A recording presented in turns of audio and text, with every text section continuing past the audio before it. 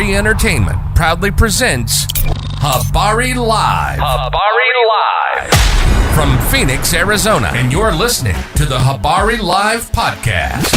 The show that brings you news, sports, and entertainment for people who love HabariEntertainment.com. Here are your hosts, Iesha, Jimmy, and Damon Diplean Ellison. Let's get it going. We are all the way live.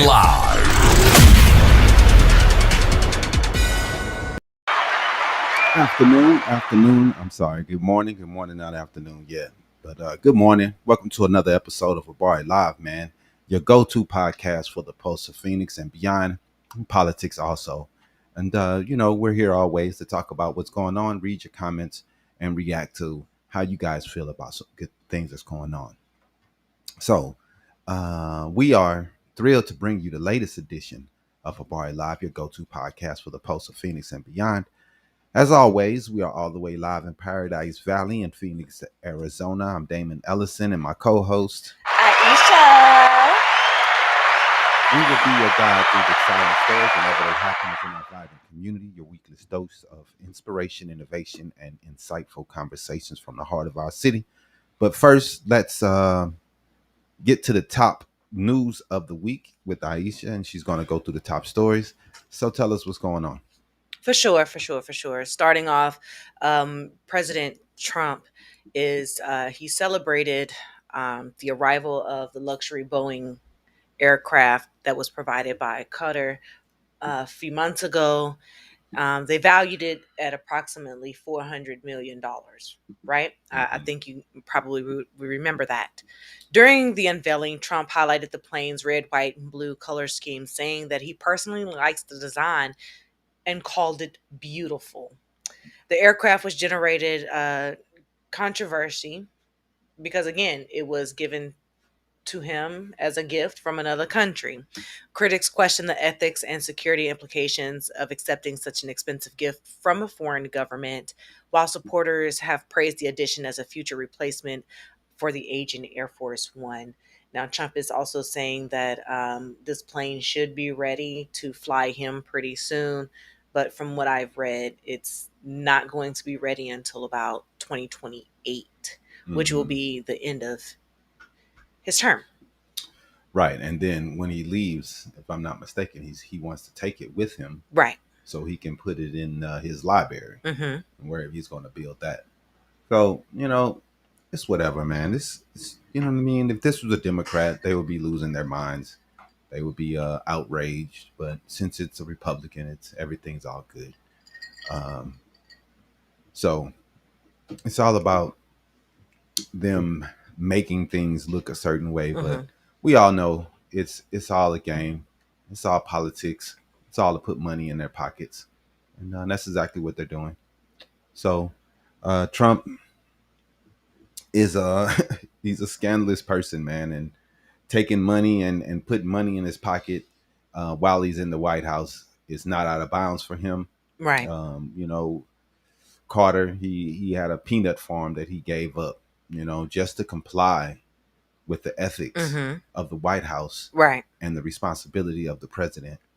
And this president here refuses to meet or match the presidential norms that the other presidents have put forward, like showing your taxes and giving up your companies and making sure that there's a separation of government and private influences. Right. But this president has refused to do those things, and he's openly putting money in his pocket, making coins and cryptocurrency, and he's doing everything he can to make sure that his family and himself comes away with a lot of money from the government. And these are the same people that yell and scream about Nancy Pelosi and the money that she makes from insider trading. They for some reason they never can see what the Republican Party is doing with insider trading. We can try to put forward bills to kill insider trading, and Republicans will block it, and they'll still holler and scream about Nancy Pelosi the next day. It's something they use because they know the Republicans are not going to pay attention to the bills that are being passed and the way people are voting. They're just going to go with whatever Fox News tells them. And if Fox News say be upset at Nancy Pelosi, then they're going to do that. We have a very, very biased news media now, as we see CBS try to become more and more biased and more state media. And we're gonna have to do something about these things. But Mm-hmm. this is the route that we're heading, and these type things are pushing us that way. Right. You're absolutely right. It is. Moving on, the Supreme Court has Yo, ruled that the government cannot automatically strip people of their Second Amendment rights simply because they are occasional or casual users of what they consider illegal drugs. The decision limits the federal government's ability to prohibit firearm ownership based solely on nonviolent drug use and could affect thousands of cases nationwide. While gun advocates are calling for the ruling a victory for constitutional protections, opponents are saying that it could complicate efforts to keep firearms away from individuals that they consider high risk. mm. See, this is another way for Republicans to try to take guns from black people and Mexicans and people who they think get high on marijuana. But we know who we see in these places more than anyone, and that's white people. Mm-hmm. So I'm not sure why they still think these things matter, but everyone is going to fight against that because these people, white people and black people, have businesses that they're invested in, and a lot of people are invested in these things, and all these people have guns. So it's going to be insane to try to say, oh, you smoke a little marijuana, you can't have a gun. Well, Right. then that's a slippery slope. Then you're going to go into alcohol and you're going to go into other things. Then it's Exactly. sleeping pills.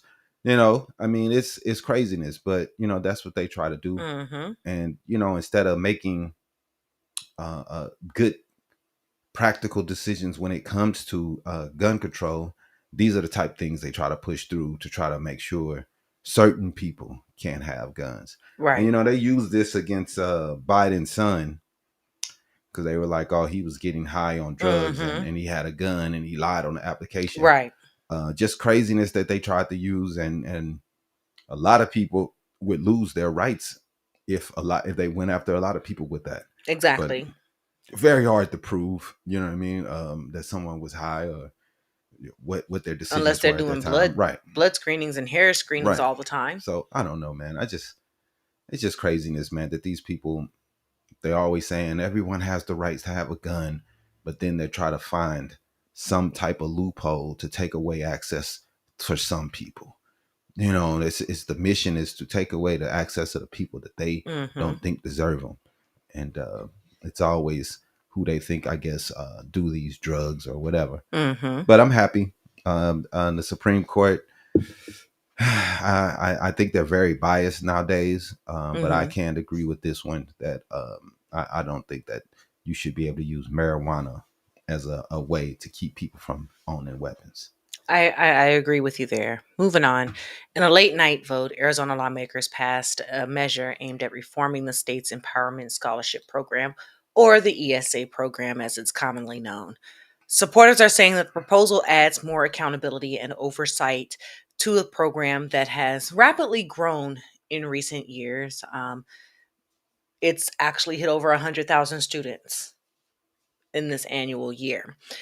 Critics are arguing that the change did not go far enough to continue to raise concerns about spending and transparency, but the measure heads to Katie Hobbs' desk, so we'll see whether or not she vetoes it or signs it into law. What's in the bill? It's for adding oversight and accountability on the ESA program. Yeah, I would think that you would want oversight.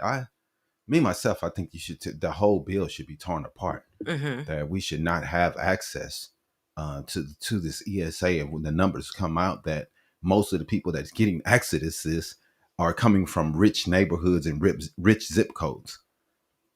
So we're giving all this money to rich people, people who don't need it, and that's why it's all coming out that they're buying plane tickets and jewelry because they don't need the money. So they're just buying frivolous things because they don't really need it.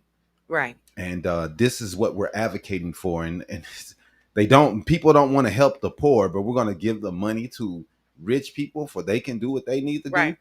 They already have good schools in their neighborhoods. What is the problem? And the budget for the ESA program is now over $1.1 billion annually for 100,000 students. It makes no sense, dude. Such a small number. And it doesn't make any sense. This ESA program is just another Republican ploy to destroy education, something they've been out to do and trying their best to do for the last 30, 40 years. They want education to be something that if you don't have the money to pay for it, you don't get great education. And that's what they're trying to do, man. And it's ridiculous, man. Right. It is, exactly. Lastly, here, Arizona prosecutors have dismissed the criminal case involving several Republicans that have been accused of submitting documents claiming that Donald Trump won the 2020 election for the state of Arizona.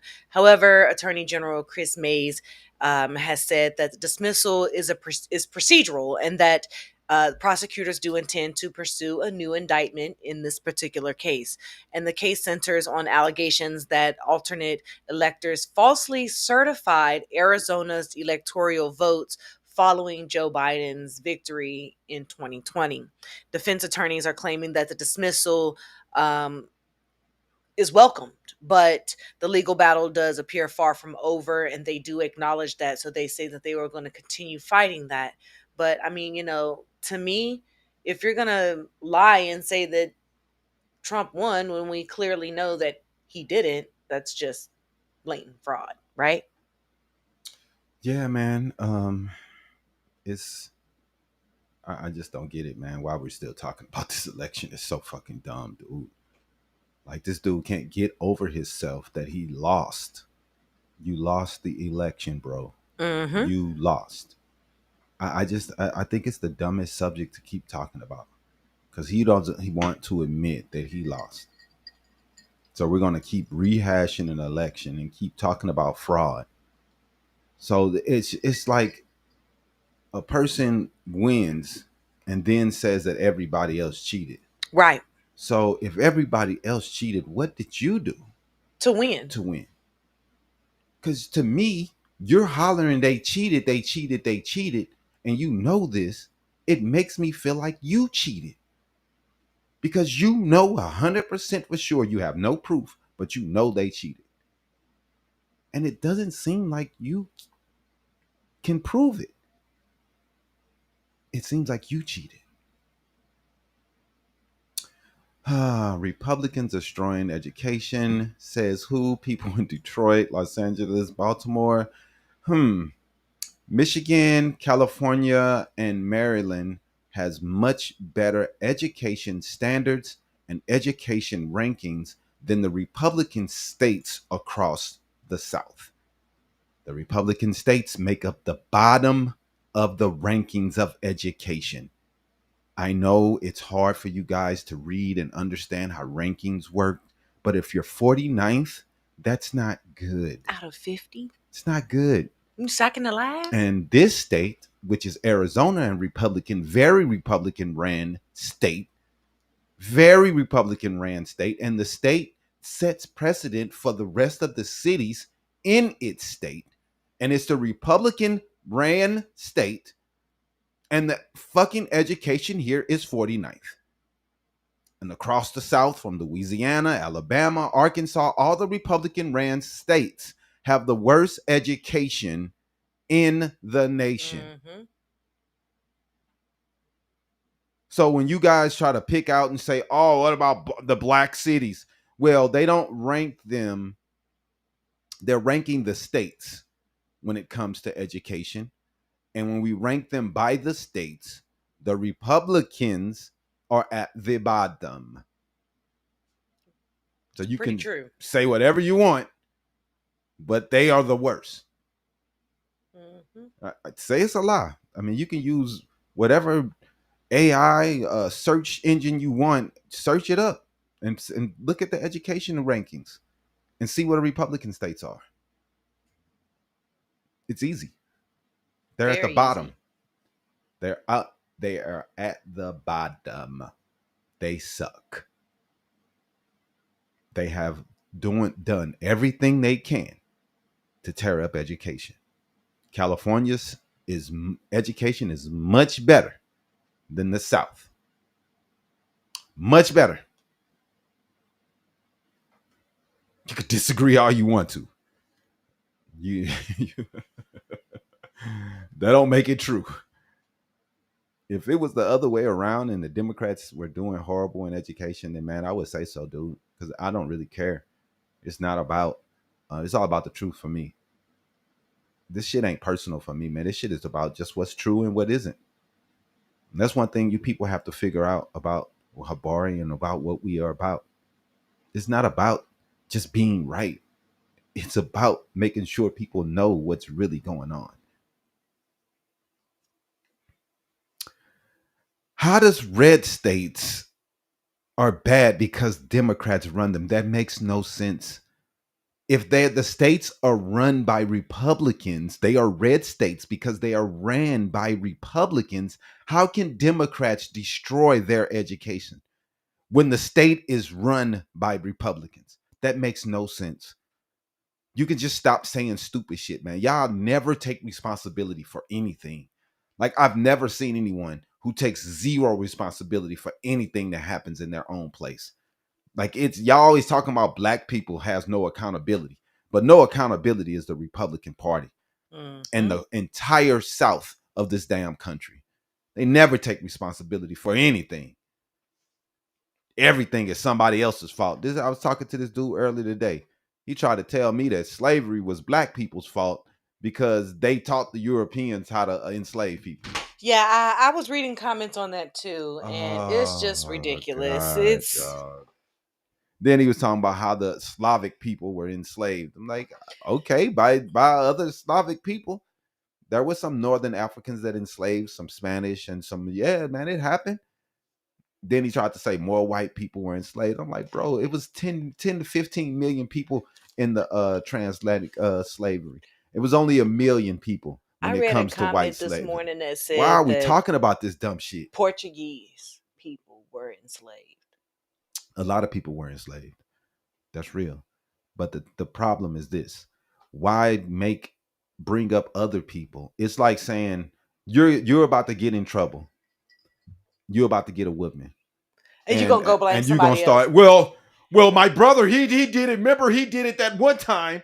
Like, dude, take That's responsibility. literally what you just did. That's all they doing. That's all they doing. They're about to go to jail. They're about to go to prison. But he's the one that showed it to me. Right. All right, what about him? Let's rat him out. Like, it's dumb stuff, man. Dumb stuff, dog. But this is what we deal with in this country, man. A whole bunch of ignorance. Not people who want to make things better, try to make things better for everyone. It's just all about how can I make things work for everyone? Mm-hmm. How can I make everyone feel uncomfortable every day? That's the mission for some of these people daily. So this morning we're going to examine 2 stories that at first glance may seem completely unrelated. One takes us back 161 years to Galveston, Texas. The other takes us halfway around the world to the Middle East. One is about freedom. The other is about war and the possibility of peace, and if we're ever going to see it when it comes to Iran. Mm-hmm. But both stories force us to ask the same question. What happens when power controls the time of freedom, security, and justice? But you're right. So today we're going to begin with Juneteenth, a day that commemorates June 19th, 1865, when enslaved Black Americans in Texas finally learned that they were actually free. Not when freedom was actually declared, right? But we finally learned about it. When they finally learned about it 2.5 years after the Emancipation Proclamation, 2.5 years during which thousands of people had remained trapped in bondage while others profited from their labor, which reminds us that justice was delayed and caused real consequences. Mm-hmm. And freedom on paper meant little if it wasn't being enforced. You all can keep saying that it wasn't only black people that were slaves. That's fine. But I can tell you one thing: we are Americans and we're talking about America. I don't understand why we keep talking about all these other places. Like, it makes zero sense. It makes no sense. Why are we talking about where white people were enslaved in the Slavic countries? I don't get that. What are we talking about that for? He said, We're in when do white people Americans. get their holiday? Hey man, white people have plenty holidays. Stop it. Like, I don't understand you all, man. Why are you guys always so upset about anything that has anything to do with black people? I thought you guys were the ones that freed the slaves and the Democrats Right. were the KKK. Why are you so upset about Juneteenth? I thought you guys freed the slaves. I don't understand. I thought you guys were about freedom and freeing the slaves, and you love what Martin Luther King stand for. I'm confused right now. Y'all racist as fuck, boy. Just try to you never anything but call yourself racist, but love to say racist Yep. shit and have racist talking points. Love it. Anyway, it's a tough situation, man, when you have a holiday that everyone's supposed to be happy about and happy that these things are happening. We have a third of the country upset because there's a black holiday. Right. You know, they hate it, and the holiday should have happened the moment that the slaves were freed. Yep. That should have Just been a like they holiday. did It should have 1776 for right. Independence Day. Exactly. The moment that and everybody in America should have been celebrating that. But these people are still mad about it 100-something years later. They're still pissed 160 off years later, they that, still black mad. people are free. They don't want to celebrate it. They think that it shouldn't be discussed. Why? Because they're embarrassed of their behavior and the way they treated others. They're embarrassed for their grandparents' behavior. Right. They're embarrassed that their Their great family grandparents history. were pieces of shit people that lynched and burned people alive. MLK didn't stand for DEI. Boy, y'all some dumb motherfuckers. You don't think MLK standing for equality and equity and diversity and inclusion? You don't think he stood for those things? This is his whole stance, you idiot. Right. That was he was standing for was DEI.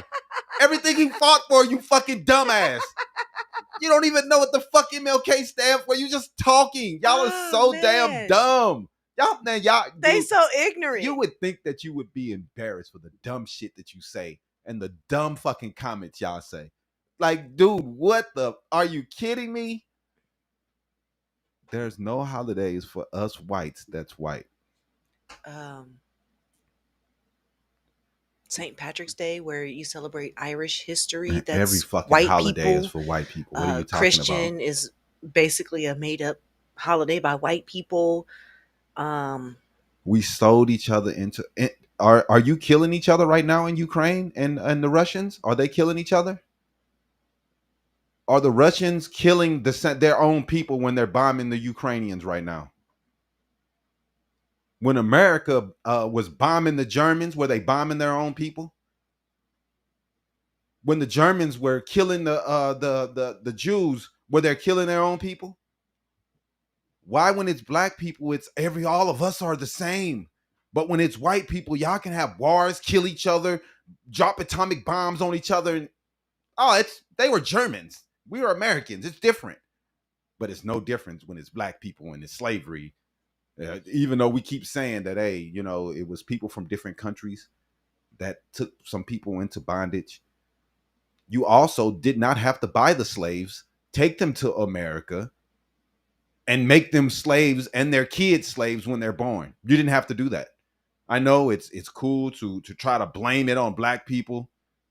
Oh, you sold your own people. You bought them. And you took them on a boat. And you came back and you got more and more and more because you didn't want to do any work. Because you're lazy as the South was lazy as fuck. And even the North until they decided to get rid of slavery. If you're from the South and your people are from the South, they were probably piece of shit people who didn't want to work. And they thought the black people should do all the work because they were too lazy to do anything. this is what happens though.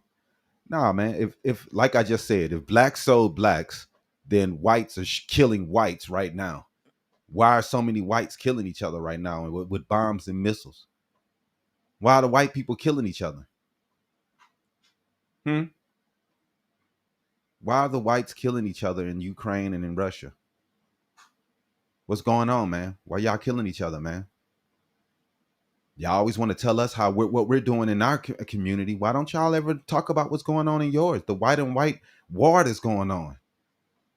How y'all blowing each other up. Right. It's crazy. Mm. Just like the African slavers. Yeah, just like them. Just like how the Germans killed all the Jews. They killed people that looked just like them. They were all white to us. Killing them all. And y'all don't have a, hey, that's not white on white, right? Out of here, man. Y'all say anything, dude. So, in our second hour, we're turning to the developing international stories that could reshape global politics and the world economy. President Donald Trump and Iran have entered a preliminary agreement designed to halt conflict that threaten energy and markets and destabilize the Middle East.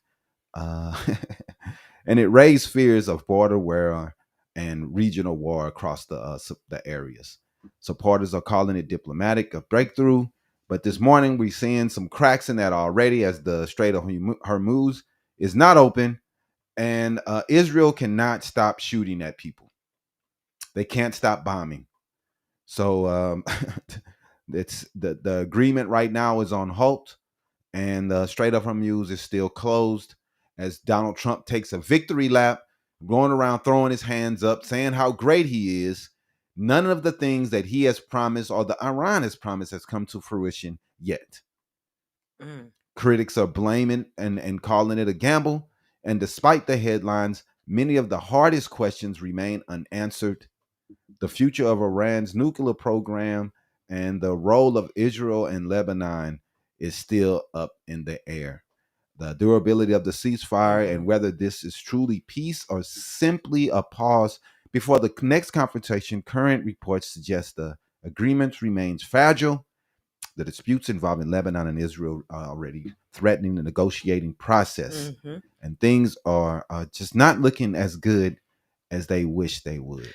Exactly. So today, throughout the show, we're going to be talking about history, where we're going to be going over uh, power, power of history, and we're going to also be talking about accountability, and we're also going to be talking about what happens when promises are made, but their outcomes remain uncertain, or the promise isn't even kept, right? Mm-hmm. Whether or not we're discussing freedom in 1865 for Juneteenth, or we're discussing diplomacy in 2026, the announcement is only the beginning. What happens next is what history remembers in decades to come. Yeah, man, it's going to be a long story we're going to go over here, man, and just to talk about some of the history and the racism that we still have to see to this day. It's a lot to discuss this morning. But this is a bar live, and this is what we do. You know, snooze our way, and this is how we do it here at a bar live. And first, we're going to talk about Juneteenth, freedom and peace, from freedom delayed to diplomacy under fire, and just the way Juneteenth is treated right now by the Republican Party, who love to scream and holler how they were the party that freed the slaves. But they also are the same people who are yelling and screaming, why are we making this a holiday? Mm-hmm. And what is Juneteenth? As they scream and holler that they are the ones that freed the slaves, and out of their same mouth, they don't know what Juneteenth is, don't understand what it is, and don't think it should be a holiday. Nor do they understand the history of it. No, they don't care and don't care. Don't give a fuck. But they're the party that freed the slaves, though. Mm-hmm. They love to talk about that. But then we say anything for, oh, all right, so you're pro-black. You like helping black people, huh? Oh, no. We just love saying that shit. Right. We don't really want to do. We hate black people. But we like to say that, though, because our party was the party that was the liberals at one time. So we love to say it. But Good morning, everyone, man, and we welcome to another episode of Habari Live. I am Damon, like always, man, and we're gonna get into this shit. And number one, today we have a powerful show for you, and it's we're beginning with Juneteenth, something that was celebrated yesterday. I've seen a lot of people getting together, and it's a new holiday for some parts of the nation. Texas has been celebrating it for years, Mm-hmm. and some people are now getting to the swing of what it means, and a lot of people are just figuring out the flags Mm-hmm. and everything and all the things that come with it and all the representation it has for America, because it is an American holiday, and some people get confused and they want to make it more than that, but it's a celebration of the freedom that Right. that was uh, um, entertained for the people of Galveston, because they were like the last people to hear of it. But it is one of the most important days in American history, a day that reminds us that freedom delayed is still freedom denied.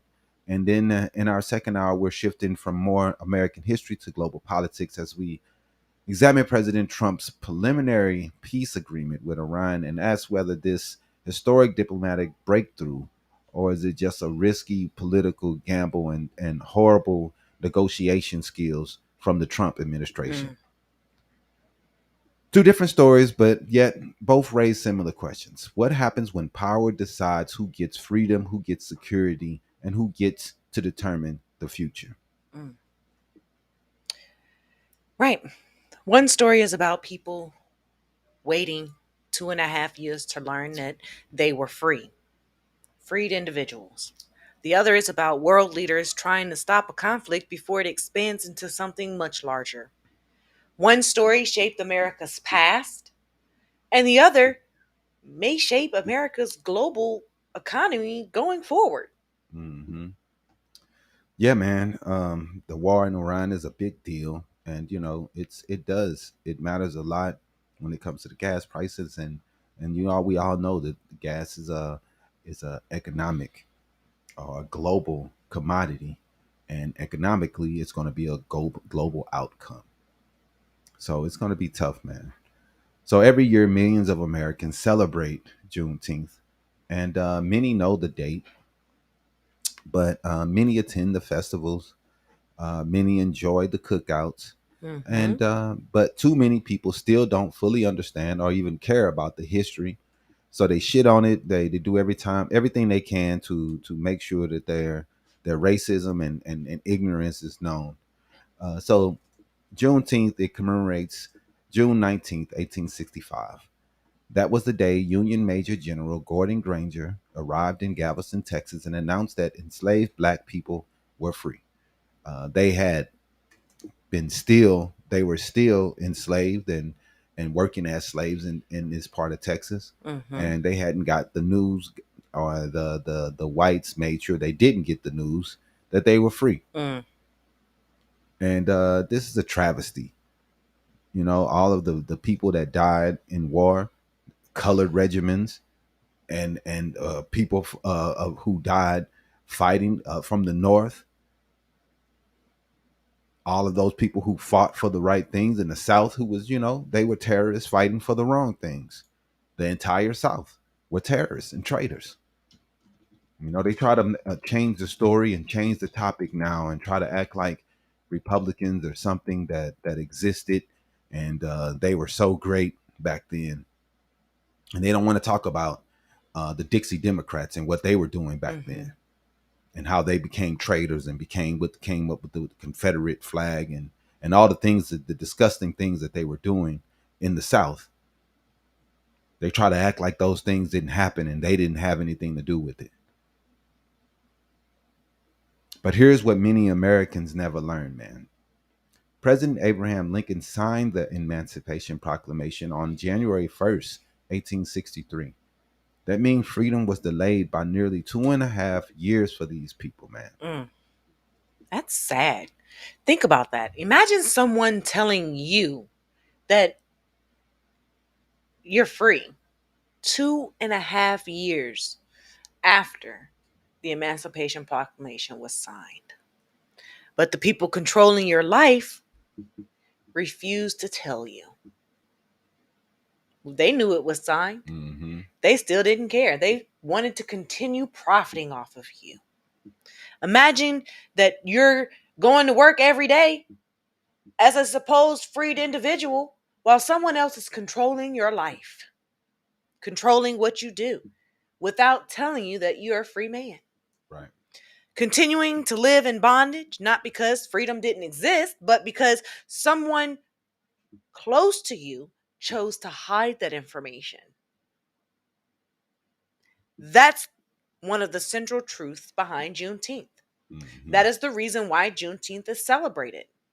That is the reason why when these enslaved individuals learned that they were free, they began marching and celebrating. Right. Hence the Juneteenth holiday celebration. Mm-hmm. The Emancipation Proclamation did exist, but freedom had not yet arrived for these individuals living in Galveston, Texas until 1865. Mm-hmm. You know, we see in the comments someone said, why don't blacks get over slavery and stop celebrating the freedoms? Do you say that to the Jews? No, they don't. Do you say that to the Jews about the Holocaust? Get over it. Why is it always get over it when this is a big part of our history? We were enslaved, our people and our ancestors were enslaved more years than we've been free. So to sit here and act like we can't discuss our history because it makes you feel bad, get over it. We don't care at all. We don't care. You can cry and holler victim all you want to. But it just kills me that the people that are crying the most always want to say people are the victims. Mm-hmm. When you are the people that are crying. You're crying about a holiday. You're crying that people were freed. We're not crying. We're just being proud of what we are and what we've been through. We're just being proud of our situation. You're upset that we even have the balls or the reason to bring it up because you don't like it. But we don't give a fuck. And we're going to keep celebrating every year. And it should have been celebrated day one. When America got its freedom from the British, we celebrate. And we celebrate on July 4th, even though black people was not free at that time. We all still celebrate 4th of July. Black people were slaves where everybody was running around screaming, yeah, freedom. Independence Day. Independence for everyone except them. That was 1766. It took a whole nother 100 years. Stop telling me to get over it. Will you tell the Jews to get over it? Because they celebrate the Holocaust and everything that's with it yearly. So why the hell is the black people supposed to forget about it? Like, stop the bullshit, dog. Nobody's blaming anyone except the people who keep making excuses for garbage. If y'all would shut the fuck up and just let us do our thing, it wouldn't be a fucking problem. It's a problem because you all can't get over yourselves. You have to say something about what we're doing.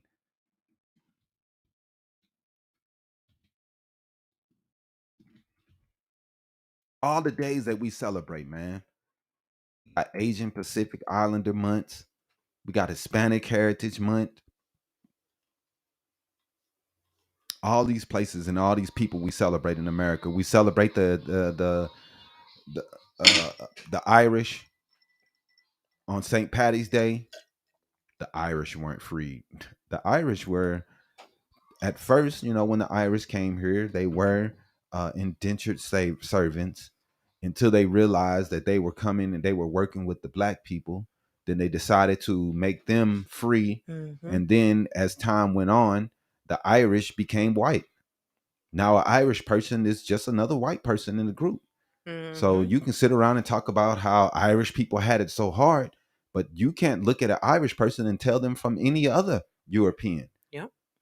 So they don't have it hard because they assimilated easily into this nation, and their faces don't make them look any different than any other European.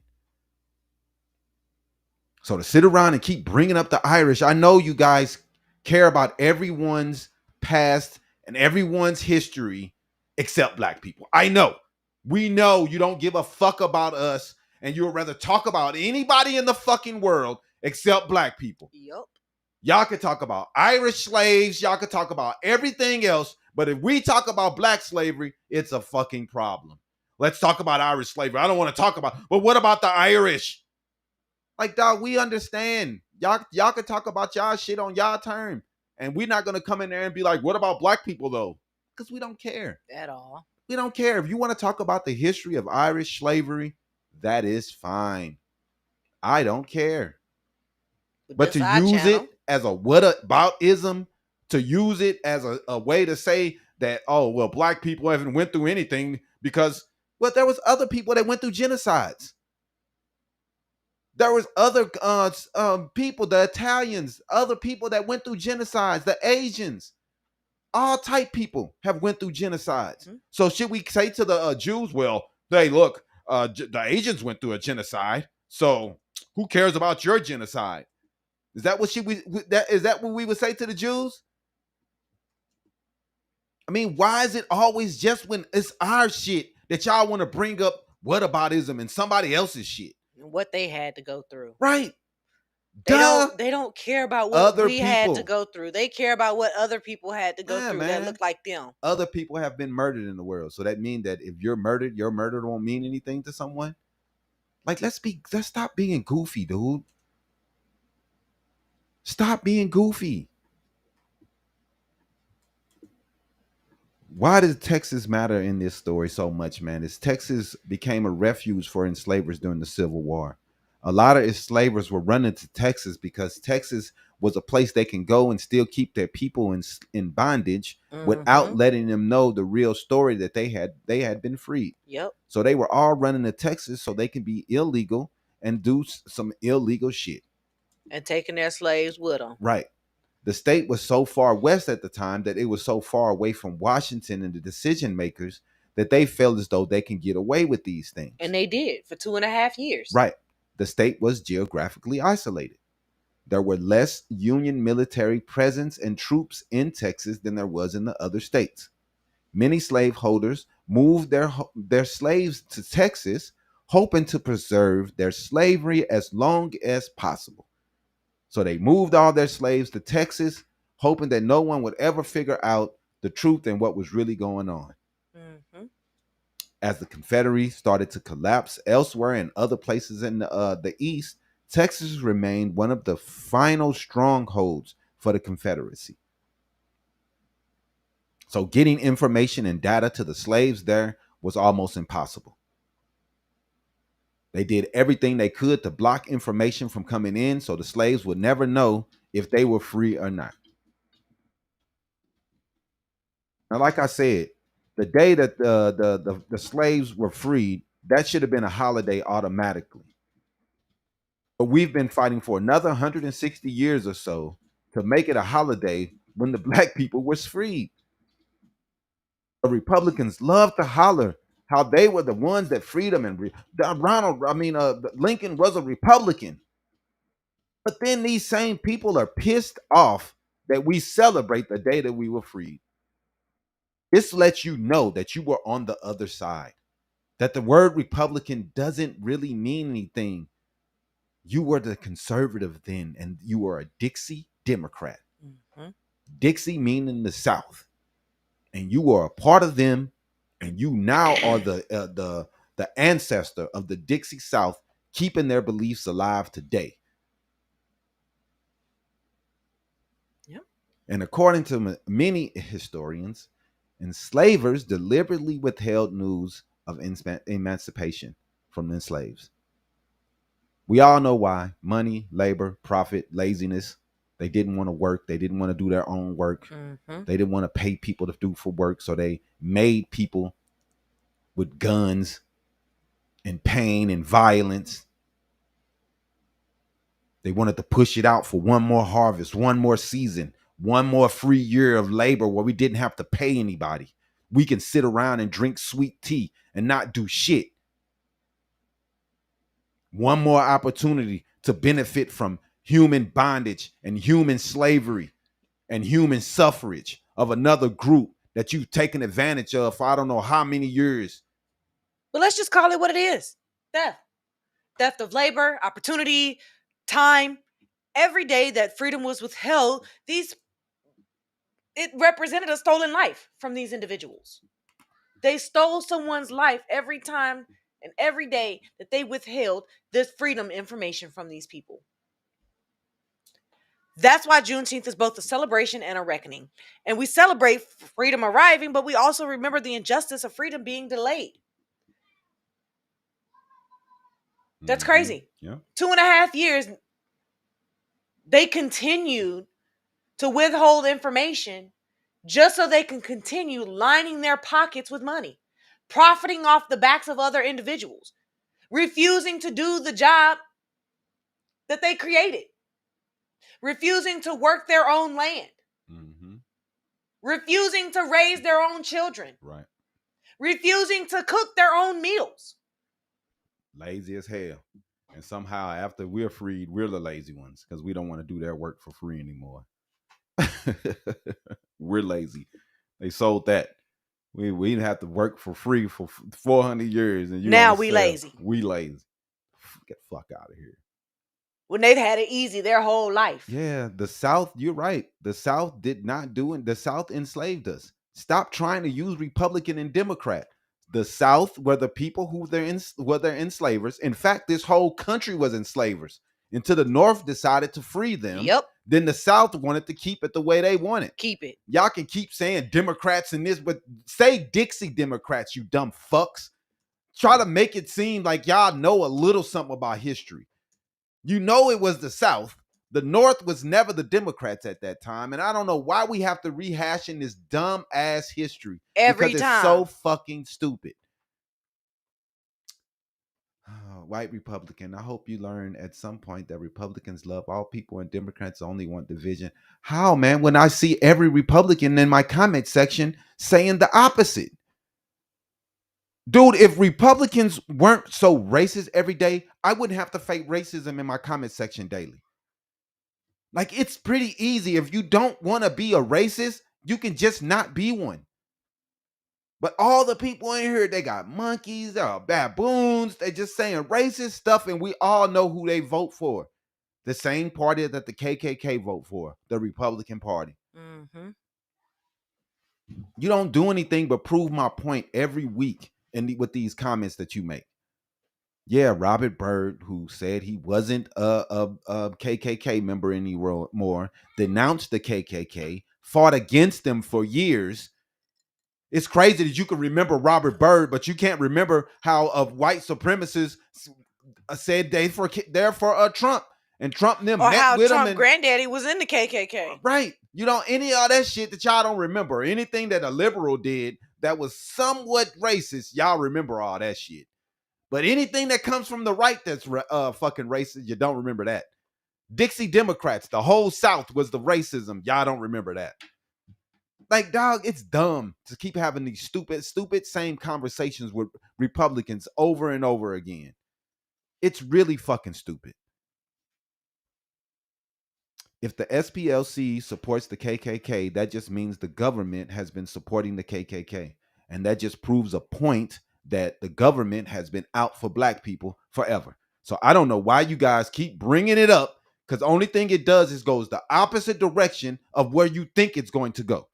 The SPLC is not a partisan group. They are not partisan. They are not Democrat or Republican. They're supposed to be like the FBI and any other group who stays in the center. Y'all just be talking nonsense, man. Black fatigue is real. Nah, man. Black fatigue is real. The word black fatigue, it means the tiredness that black people have of navigating a racist ass country called America. That's what black fatigue is. It's another word that you all stole, like woke. Seen a dude with woke on I'm not woke on the back of his car. Like, you dumbass. You're not woke. You're not woke. That means you're asleep. And when you're asleep, that means you have no idea what is going on in the world. You do understand that. Being sleep is not good. That means you're sleeping on what's going on in the world. You all take the word and don't even have any idea what the shit means. You take black fatigue. Oh, I have black fatigue is black people navigating this racist ass country and the tiredness we feel of having to navigate all racism in all times. Y'all take it in. Most of you white people don't even live around black people. Most white folks, because in this segregated ass country, don't even see black people. But they love to talk about blacks and how they have fatigue. You don't even see black people. The shit's amazing. You are asleep. If you're anti-woke, that means you're asleep. That's what it means. You idiots are walking around talking about your sleep on purpose. Right. Thinking y'all saying something. You are asleep on what's going on in the government, the world, because you have no idea what you're even saying. No, black fatigue. Look up black fatigue, you idiot. The real word means black people being tired of navigating a racist ass country. Y'all have hijacked the word and tried to make it in, oh, we're tired of black people. Mm-hmm. But that's not what the definition means. It was created by a black woman. The word black fatigue was created by a black woman. The saying woke was made famous by a black woman. Y'all love taking their shit and making it conservative. Don't even know what it is. The wokeism. Wokeism is just being aware of what's going on in the country, the world, in society. And y'all have made that into a bad thing. And you're saying you're anti-woke. So you're asleep. You fucking idiots. But when June 19th came, General Gordon Granger arrived with approximately 2,000 Union troops. And he issued General Orders Number 3. The order informed enslaved people they were free. For roughly 250,000 enslaved black people in Texas, everything changed when those words came. Not tomorrow, not eventually. That day they were free. Imagine hearing those words. Imagine generations of slavery ending in one single announcement. Parents hearing it, grandparents hearing it, children heard it. A lifetime of bondage suddenly confronted by the promise of freedom. That is why Juneteenth remains as powerful as it does today. Because for those individuals in Galveston, Texas, on June 19th, 1865, those words were everything to them. Yeah, man. And one of the most overlooked parts of this history in a Juneteenth and the final freeing of these slaves from all of these enslavers who wanted to hide this information from the slaves, who wanted to keep them working for free so they can keep being lazy, not doing their own jobs, making other people, beating other people to do their work because they didn't want to do to work their fields and their land. Because they're too lazy to do their own fucking work. To get out there and do it themselves. Now, these thousands of newly freed people left the plantations, man. Not because they were told to, because they finally could. And not without getting shot or killed by the whatever they call them motherfuckers from the South. Can't think of their name right now. Freedom meant movement, man. Freedom meant choice. Freedom meant possibility. And many began searching for family members stolen through slavery. Confederates is the word I was looking for. Couldn't think of. Anyway. Yeah, you're right. They did begin searching for those families. The families that had been separated for generations. Mothers sold away from their children. Brothers separated from their sisters. Husbands from their wives. People who walked hundreds of miles looking for their loved ones. Some of them found their loved ones. Many never did. That is why a lot of black people don't really know where they come from because we were so separated. We were sold, stolen, and given away from our family and our relatives. Mm-hmm. But the search itself should tell us that everything about human dignity still remains. Even though we experienced these hardships, we still find ourselves back to family. Yeah, man.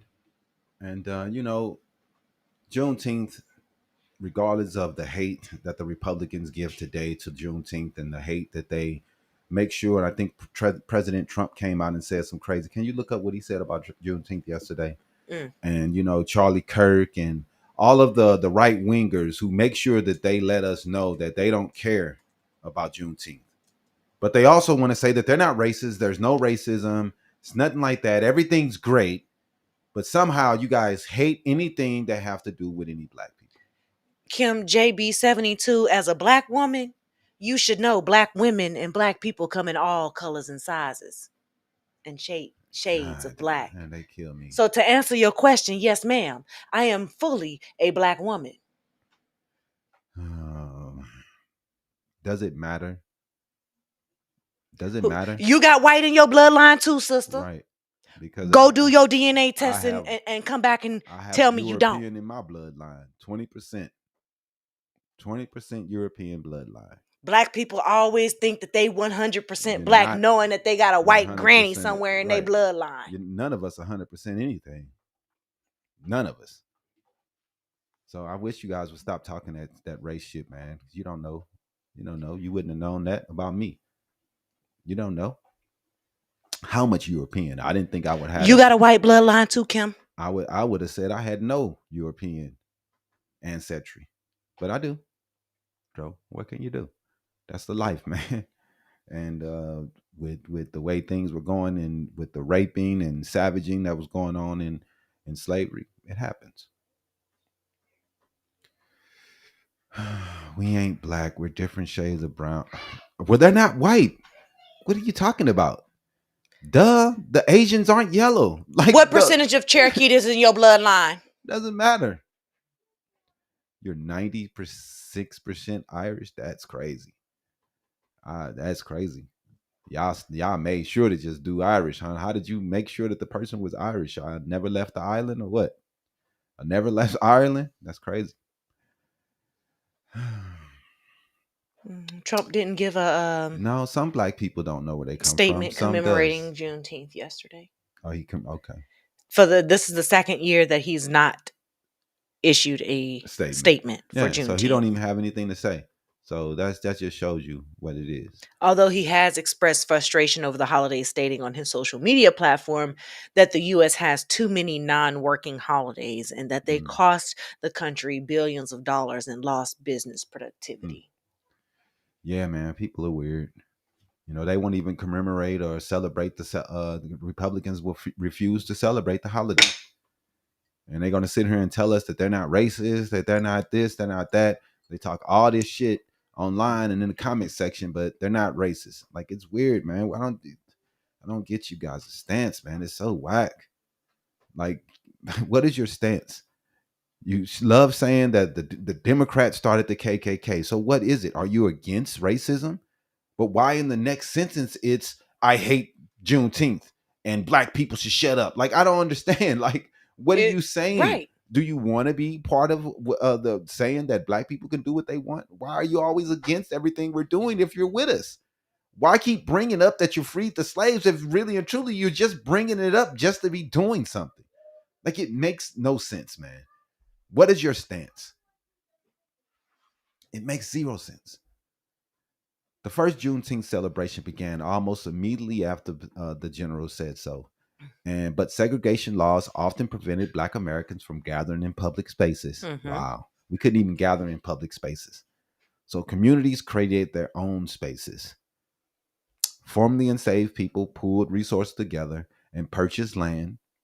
One famous example was the Emancipation Park in Houston, a place where Black families could celebrate freedom without asking permission. That's the story of Black America. When doors were closed, we built our own. When opportunities were denied, we created alternatives. Mm-hmm. That resilience is why Juneteenth exists. That is why we celebrate Juneteenth's legacy Right. every year, without a doubt. Mm-hmm. You all don't want us in your spaces, so we create our own. And then when we create our own, you complain about the spaces that we create for ourselves Right. because you want to also be a part of those spaces that we create for ourselves. No, go to your own spaces. Stay in your own space, just like you tell us to do. Right.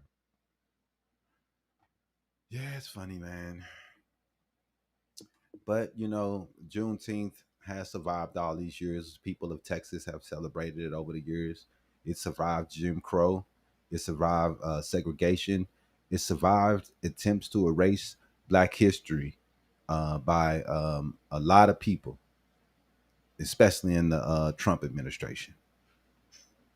Then activists like Opal Lee spent decades fighting for national recognition. And, finally in 2021, Juneteenth became a federal holiday, and a lot of people on the right were pissed off about it.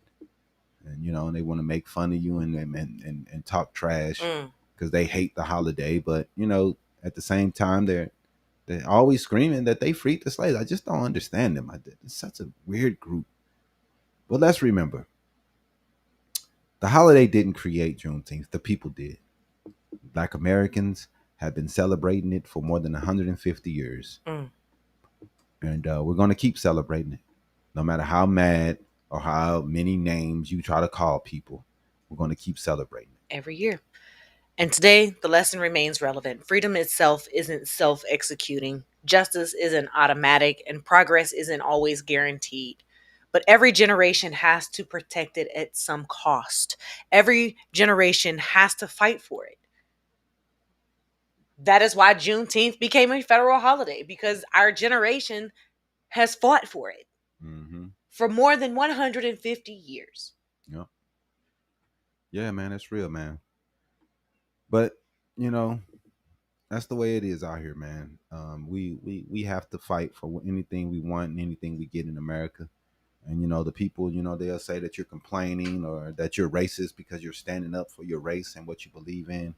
And that's just the new way of them to try to make sure that their racist ideals don't come out or that their racism don't become public. They just try to blame you. So it's the new thing to do. We would never say we hate any group or talk disparagingly about anyone, talk down on any group. We'd never do that. But we're going to stand up for ours. And we're not going to take any shit from anyone that's talking bad about us or anything we believe in or anyone that we believe in. I'm going to call that racism because that's the new thing that the Republicans like to do. If you stand up for yourself, you point out the racism, then they like to call you a racist or a race hustler. Because you don't want to you don't want to sit down or take that bullshit, then you're a race hustler and you're a racist. But they can call you all type names and call you out your name and talk about your mama and talk about your mama a man and all this crap they love to do. And they're not racist. They can say all that shit and I'm not racist. All the things you've been saying in the comment section all day. Right. And you'll say, I'm not racist though. They're craziness. How does the SPLC side with the Democratic Party? Explain that, my brother. Why are you so worried about my fucking viewership? Go get your own show and do your own, worry about your own viewership. What you worried about mine for? I'm not tripping off of it. I do this because I want to. I don't do it for viewership. It's not what it's about for me. It's about getting the truth out. And if the people don't want to hear it, that's fine. You're more than welcome to continue scrolling past the shell. So you can leave. If the chats are slowing down, you can leave easily. Who cares? How am I supposed to know? Do nothing. Ask what your mother is. What are you talking about? I know you must not be talking to me because I have no idea what you're talking about. Fucking dumb as hell, boy. Yeah, we know you're racist. Right. Look at y'all comments. But anyway, let's shift from one story about. Let's go ahead and run a commercial, man. We'll be right back after this message.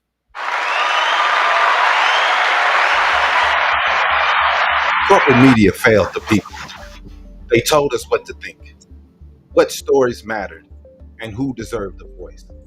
Meanwhile, everyday people are struggling. Families can't afford groceries. Politicians are performing for cameras instead of helping the communities. And mainstream media keeps protecting the same broken system. That's why we created Habari Live. Independent media, unfiltered conversations, real discussions about politics, sports, culture, entertainment, and the issues affecting real people. We're not backed by billionaires. We're not reading corporate scripts. And we're not afraid to challenge narratives. Because the people deserve more than outrage and propaganda. They deserve truth, perspective, community, news our way. This is Habari Live. Subscribe now and join the movement. Habari Live.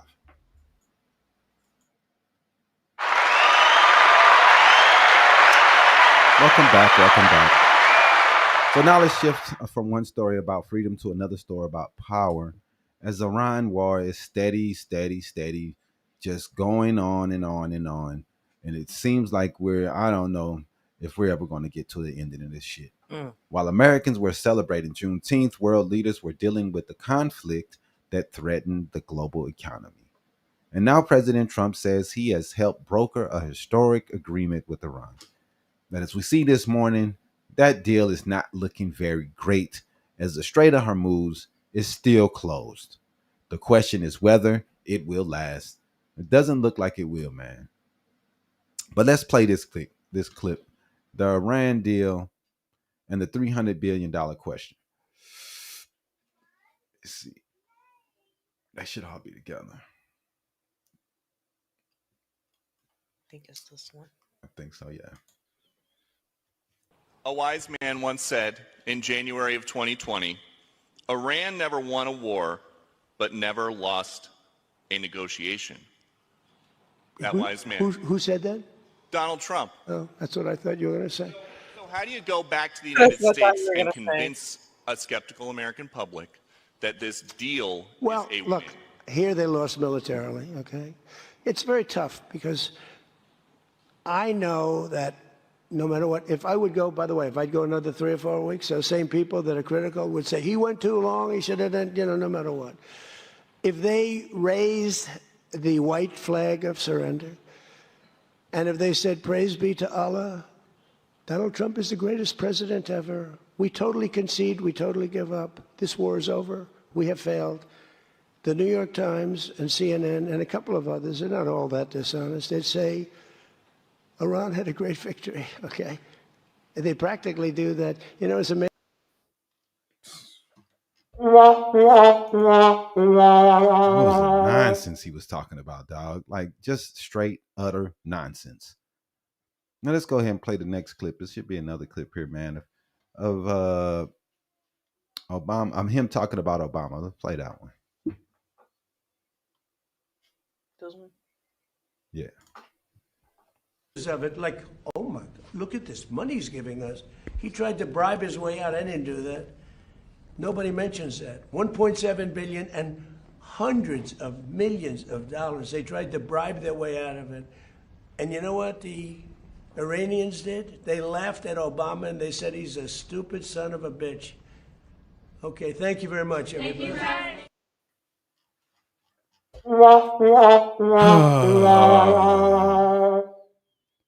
He's giving Iran $300 billion. While calling Obama a stupid son of a bitch, he's giving them $300 billion. Way more money than the $1.7 billion that Obama freed for them. All of the sanctions. That's like 10 times all of more. the money that he keeps, that the whole entire Middle East is going to give up in America. All the money that we are giving to this dude. Thank you, DJ King Arthur. We appreciate you, bro. How much? We look at Trump's foreign policy, man, and it's fucking disgusting. Very. This is bad. He can talk shit on Obama and try to blame Obama and say he had a better deal, but Obama had people who were able to go into Iran and check to see how much uranium they had. They were able to go into the country and keep a check on what they said they were doing. Now it's just a promise. Oh, we won't get any nuclear weapons. That's all we have is a promise. And we're going to give these people all of this money. They can now tax people going through the Strait of Hormuz. Deal still not signed. Like this deal is just all for them. America gets nothing. Like this is bad. This is a horrible deal. Anyone with a brain seeing this deal is 10 times worse than the one he ripped up. Obama's deal was better. This is terrible. Now we got a video of JD Vance talking about this Iran war also. He proposed reconstruction framework and the 300 billion connected to the Iran agreement. And Americans immediately started to focus on one number, $300 billion. Everybody's seeing this money because people hear a number that large, they start asking questions. Now, Trump and them, they wouldn't let Obama off the hook. He's still calling him a stupid son of a bitch for the deal that he made with 1.7 billion. Right. Now, he's giving him 300 billion, and he's a great negotiator. Like, it makes zero sense. We had more pull when Obama made the negotiation. Obama did a better negotiating deal. But who's going to be paying all this money? They say it's other groups in the Middle East, but we can't believe anything this dude says because the money was supposed to be coming from other groups who was building his little ballroom. But what happens? The taxpayer dollars. Who's benefiting from this shit and why? It doesn't make any sense. Supporters argue preventing war saves money. This dude has spent $60 billion so far in this war. Critics argue the agreement gives away way too much, and America gets no concessions in this deal. This will likely become one of the biggest foreign policy debacles in history of the last 20 years for sure. It looks bad. But go ahead and play the video of JD Vance trying to make it sound like it's okay that they're getting $300 billion. Walk through some of this. The Iranians are saying that they're going to have access to a $300 billion reconstruction fund. True or false? Well, Ed, that's the sort of thing they could have access to, funded by the Gulf Coast Coalition, so long as they honor their end of the obligation. I think that one of the things you're going to see, Ed, and people have to be skeptical of this, is that the hardliners in the Iranian system will overemphasize the benefits that Iran gets while underemphasizing all the things that they have to concede and all the things they have to provide in order to get these benefits. So we absolutely are open to the Gulf Coast countries investing in the reconstruction of Iran, but only if Iran ends their nuclear program, ends their enriched stockpile of material, and is really open to an inspections and enforcement regime that gives the American people confidence they're never going to have a nuclear weapon. So I think the dance you're going to see, Ed, which is going to be interesting, is the Iranian media, especially the hardline media, they're going to talk a lot about what they get without talking about what they give. It's important for all of us to correct that record. How are you going to give these people? I thought you said you destroyed their military. I thought you said you destroyed their capabilities of even delivering this type of missiles. Now are you okay with them having them? Now you're okay with them being able to have a certain amount of missiles and it's fine? I thought they were the worst people in the world. That's the reason why we had to go there. Now it's okay that they have missiles because other people in the area have them too. All of this fighting, all this war, all of this money we spent is because we thought that they were so horrible that they couldn't have any of the things that they had. They were doing so much on the world stage. They were making their neighbors so nervous. They were holding everyone hostage with their missiles. Now we're going to still allow them to have all the missiles? Like, what the hell is going on? I thought you destroyed them militarily. Right. This makes zero sense. I don't get it. But this is his dumbass agreement. And it's not looking very good. At all. The preliminary agreement signed between President Donald Trump and the Iranian President Masoud Pezeshkian is being described as one of the most significant diplomatic developments of the year. The agreement reportedly includes a ceasefire, a reopening of the Strait of Hormuz, sanctions of relief, and oil export waivers, and a 60-day negotiation period to finalize the actual agreement. And supporters are calling it peace, and critics are calling it appeasement. So let's go ahead and get into it. Let's unpack it. Is it really appeasement, or is it actual peace? Right. Yeah, man. The Strait of Hormuz is one of the most important shipping routes on Earth right now, and it still isn't open as Israel keeps bombing Lebanon. They can't stop bombing Lebanon. The good people of Israel, the chosen people of the Bible, can't stop bombing and committing genocide in the Middle East. They're doing everything they can to bomb everyone. They're God's people, and they're killing everyone that they can. It's pretty ridiculous, man, to see this shit. Religion is supposed to be about good things, but everything I see from it is nothing but bad. The strait is still closed. Even though it's one of the most important routes, it's still closed. A significant percentage of the world's oil supply moves through this narrow world waterway. We've all learned that. We didn't know it before. When this conflict disrupts that route, everyone is feeling it. We all know. Gas prices are up, food prices, shipping costs are up, inflation is up, everything is up, man. And the Trump supporters, they cried and they hollered and they screamed about the prices during COVID, and they blamed Joe Biden for everything. It was his fault. Biden. Nothing could happen without him, and that's all they did is blame him. Now that Trump's in there, they coming up with every excuse they can think of. I've heard some of them say, I'm okay paying more for gas as long as Iran doesn't get a nuclear weapon. Now, you've paid all this gas money, and look at the deal that this dude has signed. We have no insurances that these people would not get a nuclear weapon. Only thing we can go off of is their word. Their word. We have no one that's going to be able to go in and check and make sure that they're not keeping these things. We can't keep a check on uranium. We have nothing but their word. And something that at first the Trump administration and all the Republicans said that we couldn't trust. They said that Obama's deal wasn't good enough because it didn't go far enough. That going in and checking and making sure that scientists can go in and check and see how much uranium, see how far they've gotten on a nuclear weapon, that wasn't far enough. They shitted on his deal, and then, like the video we just showed you guys a little bit ago, he's still calling Obama a stupid son of a bitch for his deal. And his deal is 10 times worse than what Obama was able to negotiate. He can't hold a candle to Obama. And y'all can try to say all you want about Obama, you want to, but he's a better president than this whack-ass dude we have now. He is the worst negotiator, the worst president ever.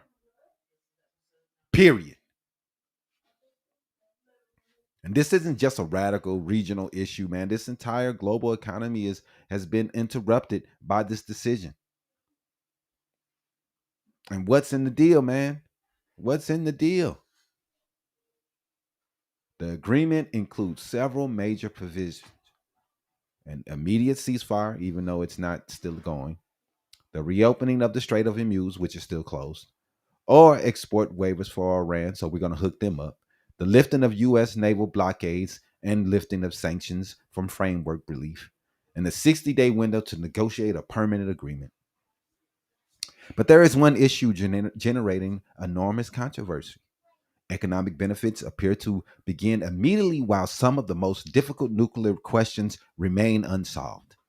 We will not have a way to check to see if they have nuclear capabilities. We just have to take their word for it. And these are the things that we know is not going to make sure that these people get a nuclear weapon. Perhaps the most controversial figure in the agreement is the $300 billion that they will get for reparations to fix their country and the places that were bombed.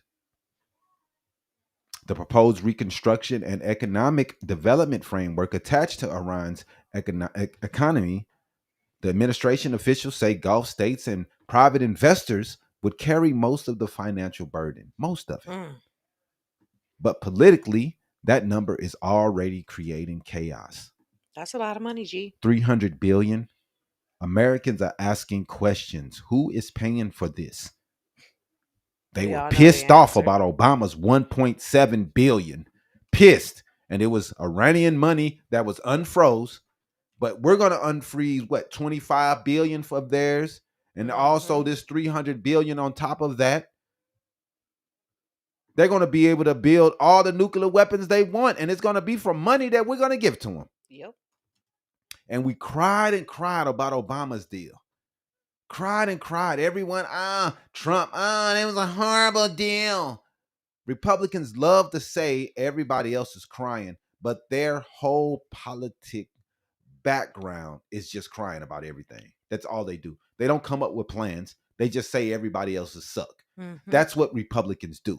They don't have plans. They just say, oh, look, their ideas are bad. What they're doing is bad. Never have any ideas to fix anything. That's the way it is. But who pays? Who benefits? And what guarantee exists that agreement succeeds? No guarantees. Right. Not a single America one. is not getting any guarantees out of this deal. Who's getting the guarantees? Iran. Yep. They're getting all of the guarantees. This deal is the worst negotiating I've ever seen in my life. Period. But here's another major challenge in Israel. Israel is not a direct party to those negotiations.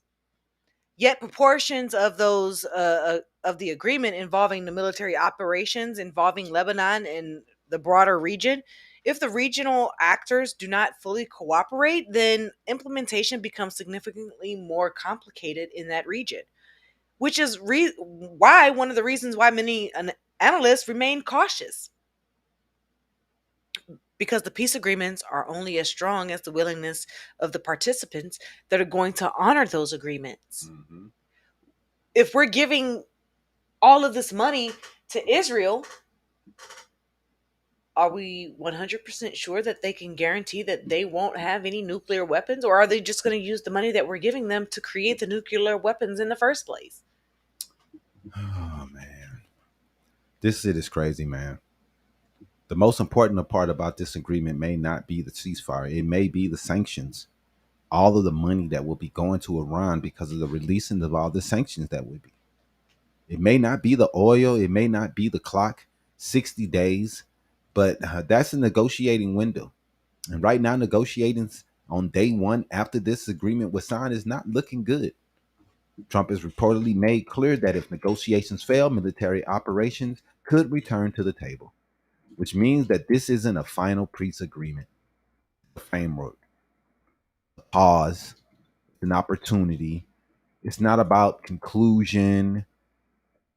It's about the illusion that Trump has done something to make things better. He hasn't. But what can we learn from both of these stories today, man? As we prepare for today's show, something stood out to me, but both of today's major stories are ultimately about power. Juneteenth reminds us that freedom can be declared, but delayed. The Iran agreement reminds us that peace can be announced, but still remain fragile. In both cases, what happens next matters. The announcement is only the beginning, and we will see the implementation of this by Trump and his administration is everything for our future and our economic balance as a country. Right now, it's not looking too good. But Juneteenth teaches us that freedom is not simply words on paper. It requires enforcement. It requires accountability. It requires people willing to stand up for what's right And today's international negotiations remind us that peace works the same way. The signing of these documents is easy, but building of trust and making sure that war doesn't go on is difficult. And trying to stop Netanyahu from blowing up Lebanon is even more difficult. Mm. That trust is going to be hard. And keeping commitment is even harder, man. Yep, very hard. Whether or not we're discussing America's past or the future of global democracy or diplomacy, one lesson remains the same. Progress is never automatic. Freedom isn't automatic, ever. And justice is definitely never automatic. But people have to fight for it, protect it, preserve it, and continue fighting for it every day. Mm-hmm. Yeah, man.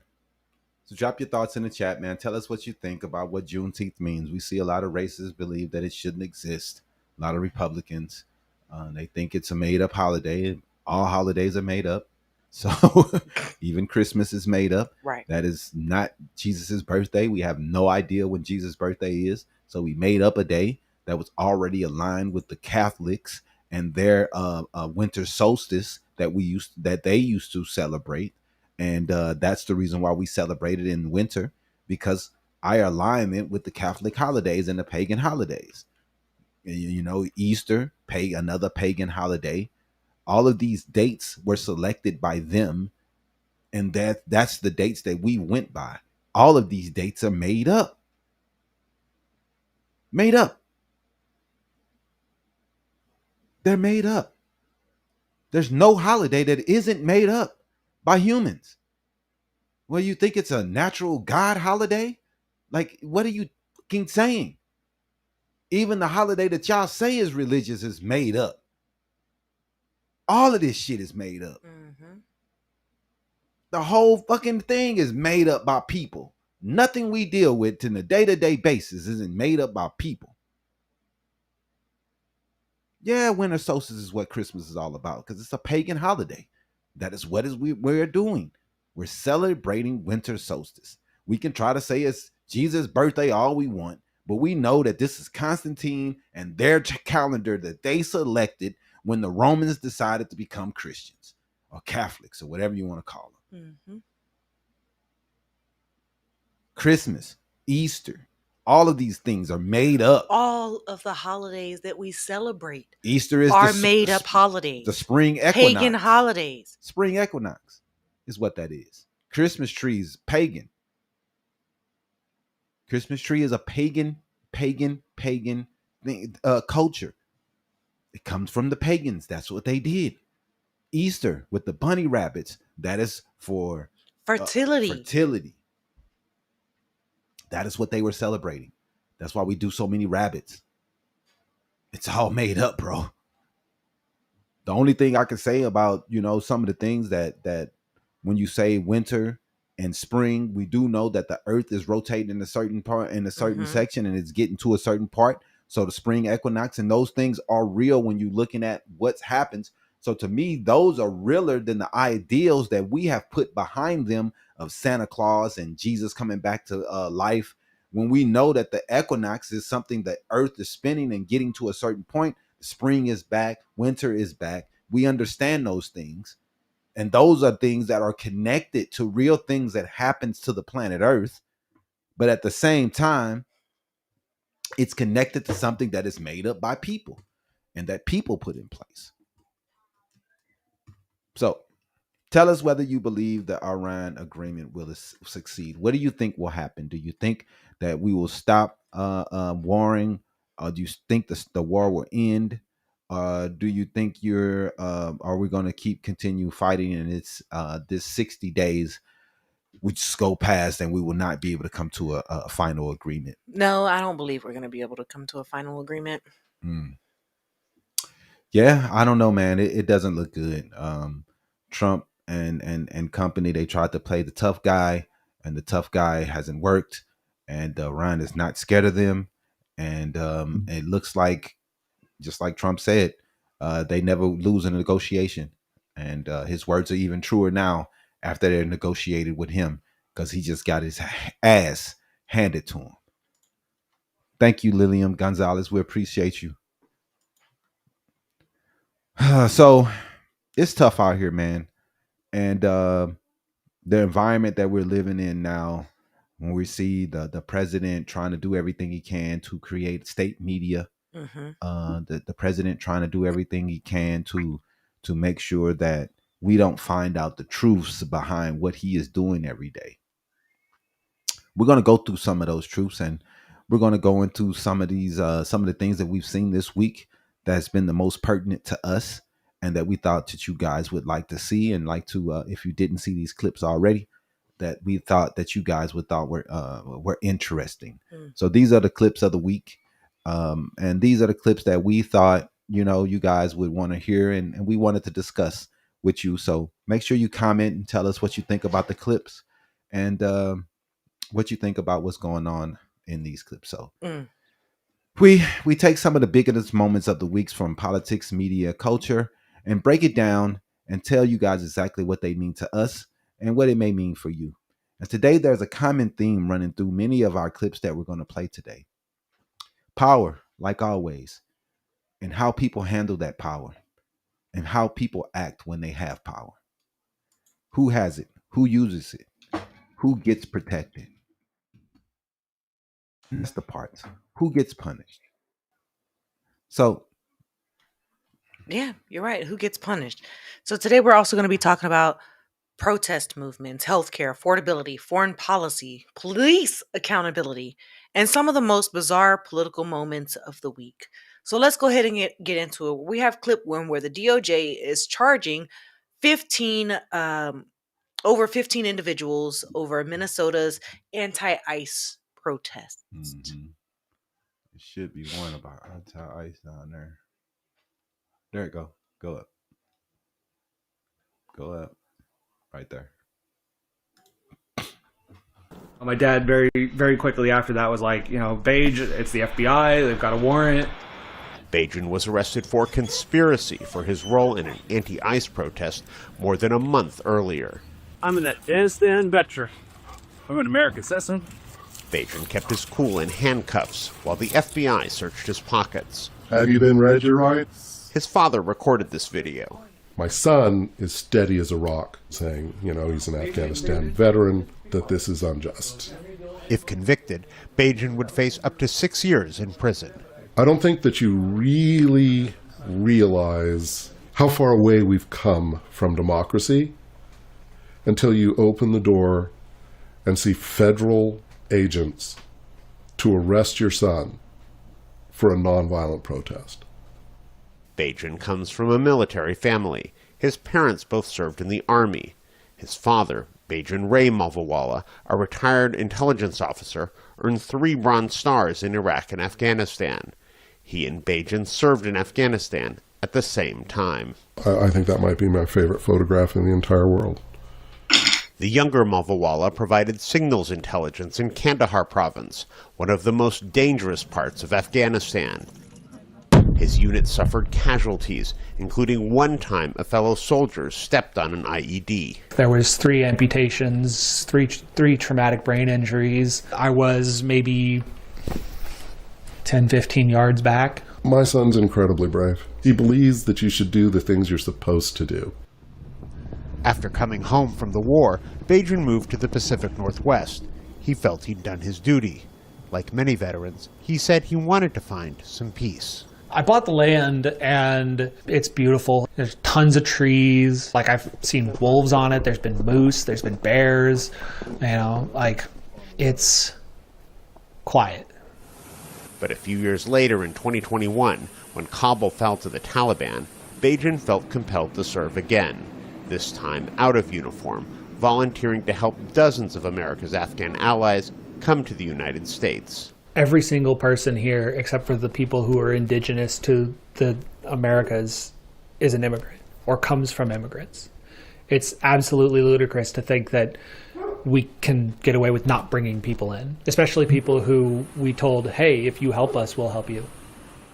5 weeks before his arrest, Bajan saw a Facebook post from the former president of the Spokane City Council. Two men with pending asylum applications had been detained at a routine ICE check-in and were going to be transported for deportation. I am going to sit in front of the bus, he wrote. Feel free to join me. Happened to be scrolling through and saw it pop up, and I was like, oh, well, I have time. I'll swing by and see what's going on. I'm pretty upset about how this country is treating immigrants. The people they rolled up were legal asylum seekers. They've been doing everything right. There was no reason for them to be detained. The protest was, for the most part, peaceful, but at times it turned contentious. Bajan can be seen in this video briefly tangling with masked federal agents. One ICE agent pushes Bajan in the back, knocking Bajan into another, who grabs him. Bajan and the agent shove each other and then disengage. Then demonstrators back up and link arms to try to block the gate to stop ICE from taking the asylum seekers away. Dozens of people were arrested, but Bajan wasn't among them.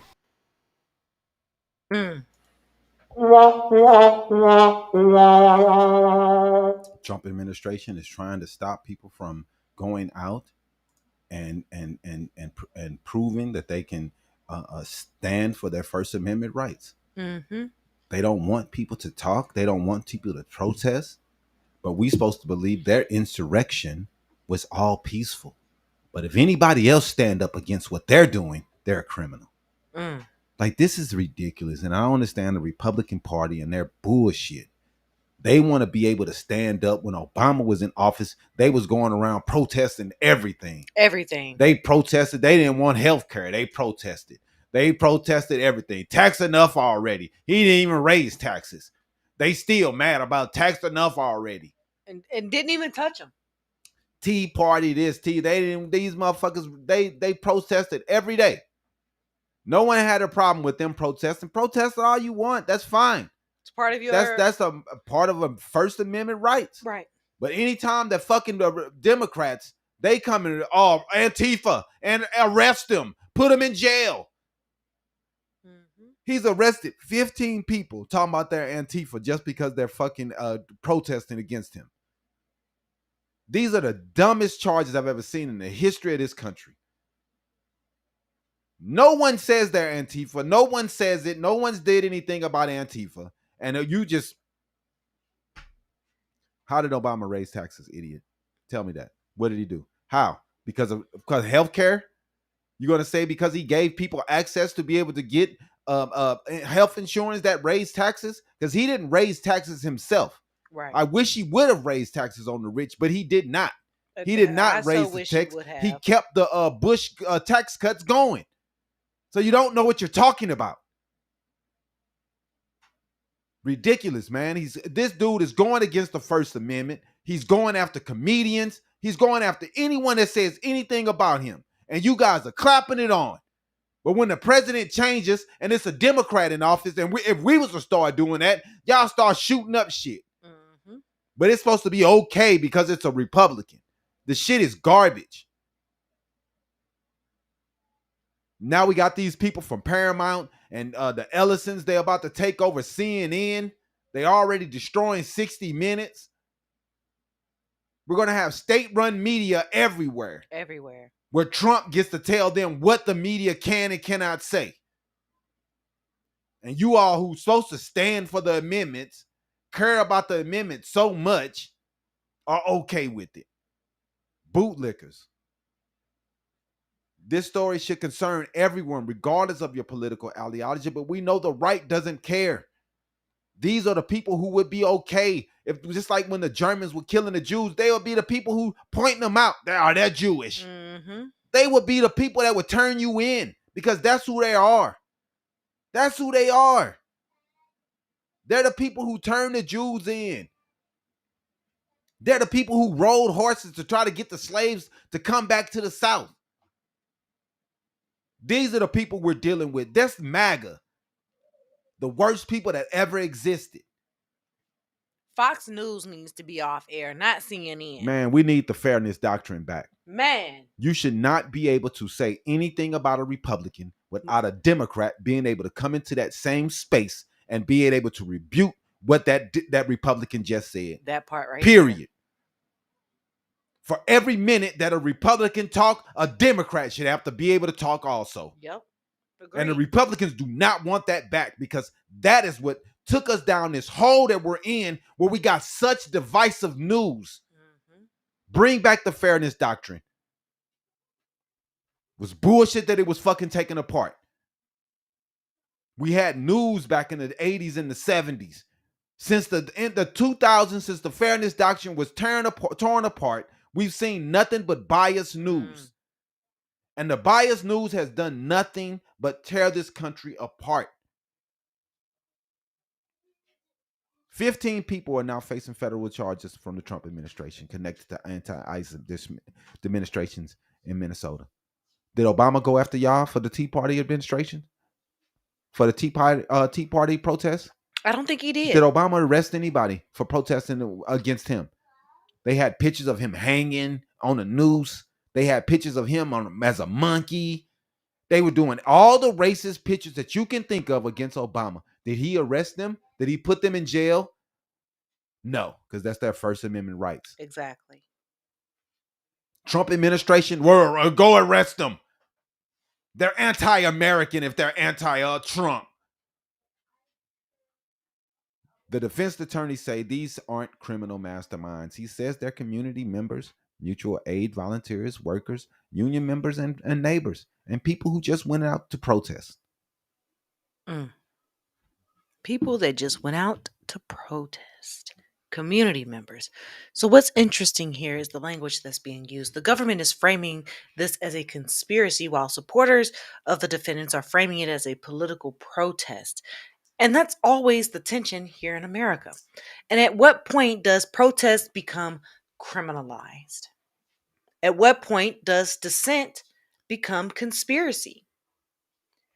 At what point does me using my First Amendment right, freedom of speech, freedom of assembly, freedom to protest, become wrong?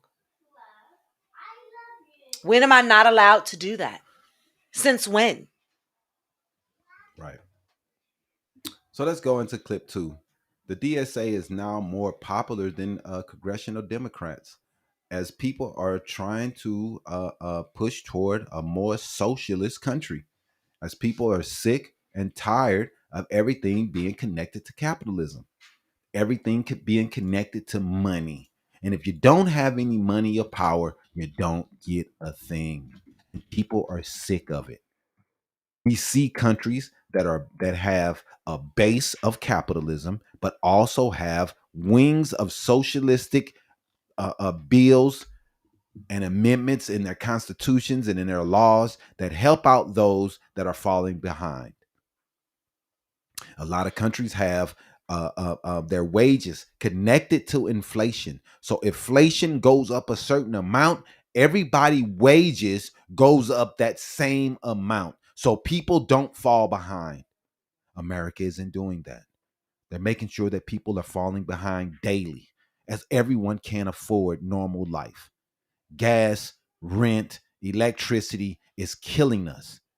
While we all fight about black and white and Juneteenth and this and that and racism, the prices of comments are ridiculous. The prices of, commerce is ridiculous.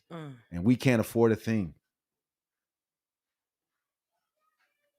We sitting around pointing fingers, talking about who this and who that. But look who's winning. Go ahead and play the clip for me.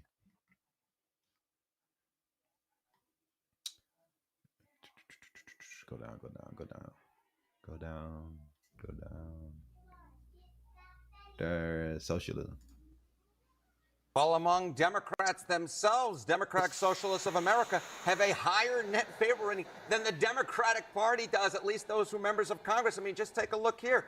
Dem Socialists of America, plus 17 points. Democrats in Congress, plus 4. Plus 17 points for Dem Socialists of America. People like Mandani and people like the mayor of D.C. who's running for the mayor right now. The socialistic programs like putting grocery stores in food deserts. to help these people with the diabetes and the overweight problems that they have because they don't have grocery stores. They don't have access to fresh fruits and vegetables because all the grocery stores have ran out of these neighborhoods. Making childcare affordable for everyone, making sure that the prices are capped. Now, in all of the white countries in the world, they have all these policies. Norway, Sweden, all of these places that's all pretty much all white. They have these policies.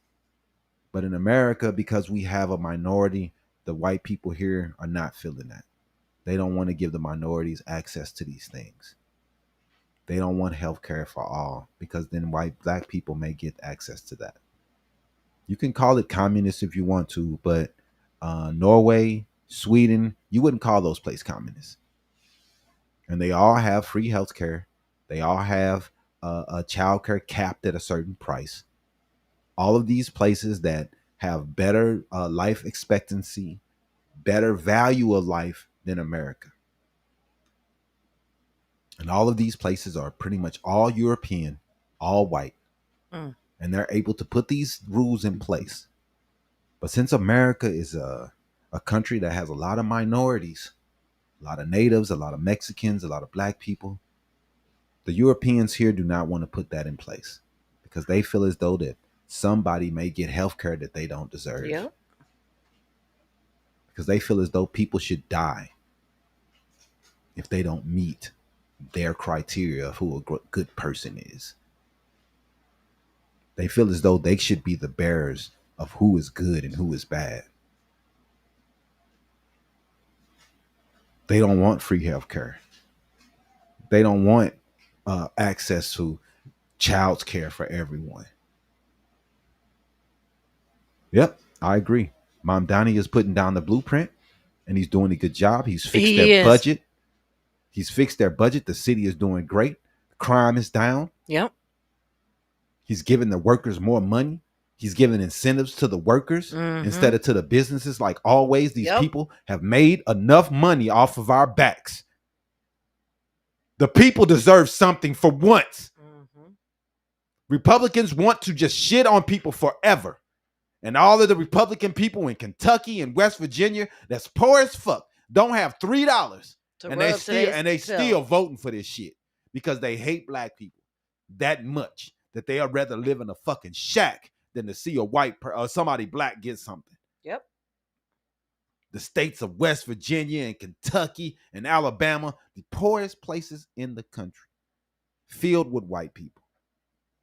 And they don't give a fuck because they're okay with it as long as they feel like black people and the Mexicans are in a worst off situation. Terrible. You're right. They would. But this is one of those statistics that should be sending shockwaves through Washington. And according to recent polling, the Democratic Socialists of America are viewed more favorably in than congressional Democrats.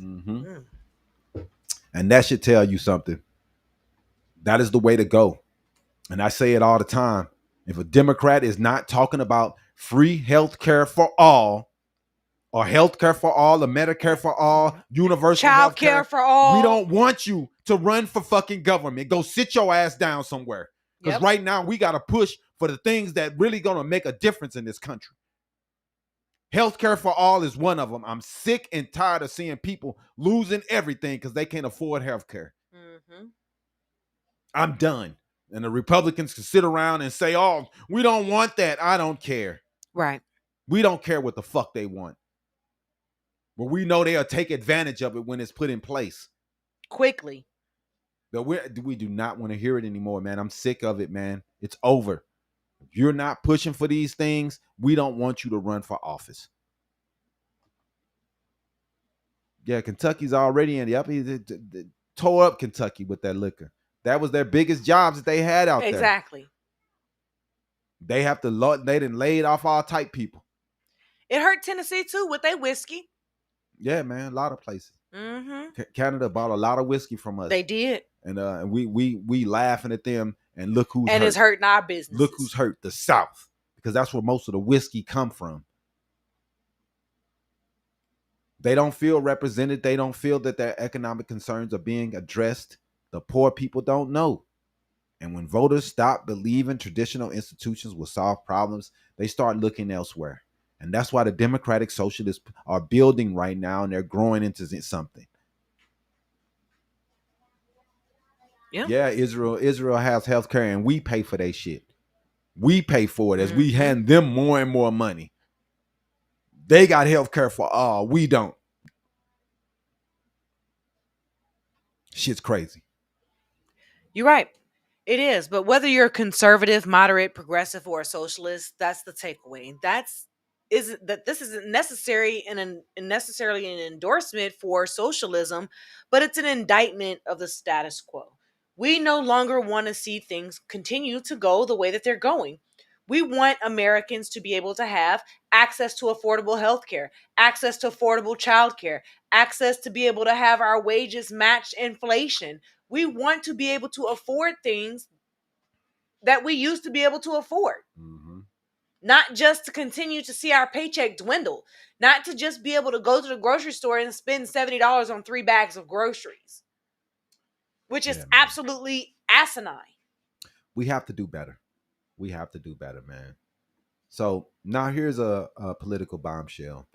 Hillary Clinton says Joe Biden running for a second term and even started to go for the second term was a terrible mistake. Joe, man, I agree with her on that. Yeah, point. man. Yeah, he was looking bad. I agree with her. And the fact that none of the Democrats came out and openly said, hey, Biden is not looking good. We got to do something. And the minute that we wasn't able to put together an entire platform for people to vote and go against Kamala and say for sure if they want that to be the person to represent us in the election, things would have came out different. Now, I understand that she was the VP, but that doesn't automatically mean that she was going to be the person that people wanted to run. So it was a bad decision by fucking Biden. And that's I have to agree. That's coming from one of the most influential Democrats in America. So go ahead and play that clip of Hillary. He made a terrible mistake. He made a terrible mistake for himself, his legacy, and for the country. Let's turn to some domestic concerns. A few weeks ago, the Democratic National Committee released an autopsy report on the 2024 election. It satisfied nobody. Not one person did it satisfy, except for maybe the Bidens, because it didn't mention Joe Biden's decision to run. When you look back on his decision to run, did he make a terrible mistake? He made a terrible mistake. He made a terrible mistake for himself, his legacy, and for the country. He had said that he would not run again. And, counterfactual narratives are always a bit tricky.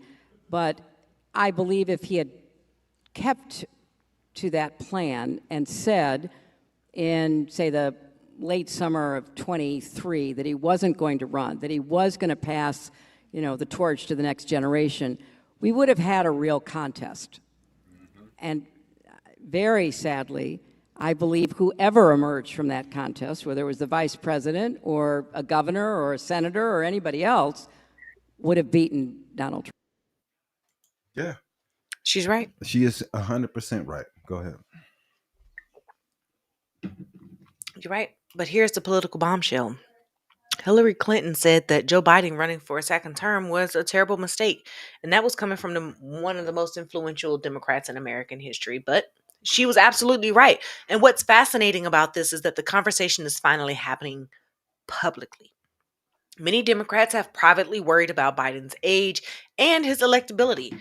And now prominent party leaders are finally saying it openly. They're finally acknowledging that, yeah, he probably shouldn't have ran. He probably should have had Kamala run from the jump. Right. That would have given her the additional time that she needed to win the people over. Mm-hmm. Yeah, man. I mean, you have to agree with her, man. Her argument is straightforward. It is. And had Biden stepped aside, Democrats could have held a competitive primary. Mm-hmm. And that primary would have maybe selected the person that would have beat Trump. But Kamala, people were not excited about her. And regardless of who she was and what she represented, it doesn't matter. The people was not excited about her, and people were not going out in droves to vote for her. And that's the reason why we have what we have in office today. Mm-hmm. Now, regardless, man, we can go back and we can try to rehash it over and over again, but it was a bad decision for Biden to keep it secret and keep quiet about not running that whole year of 2023. That was a bad fucking mistake. And the country is suffering because of it. Period. Kamala, it doesn't matter why you didn't like her. We should have had a primary. And if she would have won that primary, that would have been okay. Then she would have had whatever from there. But the fact that we didn't have one, and the fact that she was just put in that place, was not good enough to get over the hump that we were going through at that time. Right.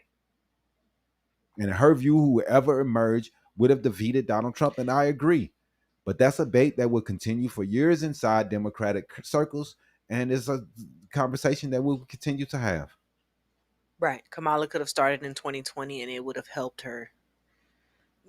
You're right. It would have helped her if she'd have started in 2020 if Biden had not decided but to Biden run a second term. Right, but yeah, if she could have known that she was going to run the whole time, and then she could have took over the reins a long time ago. Right. Then it would have showed that she could do the leadership, and he stepped back because he was sick. That would have showed that she could be the president. I also believe that another thing that hindered her campaign was that she never really had her own identity as a candidate.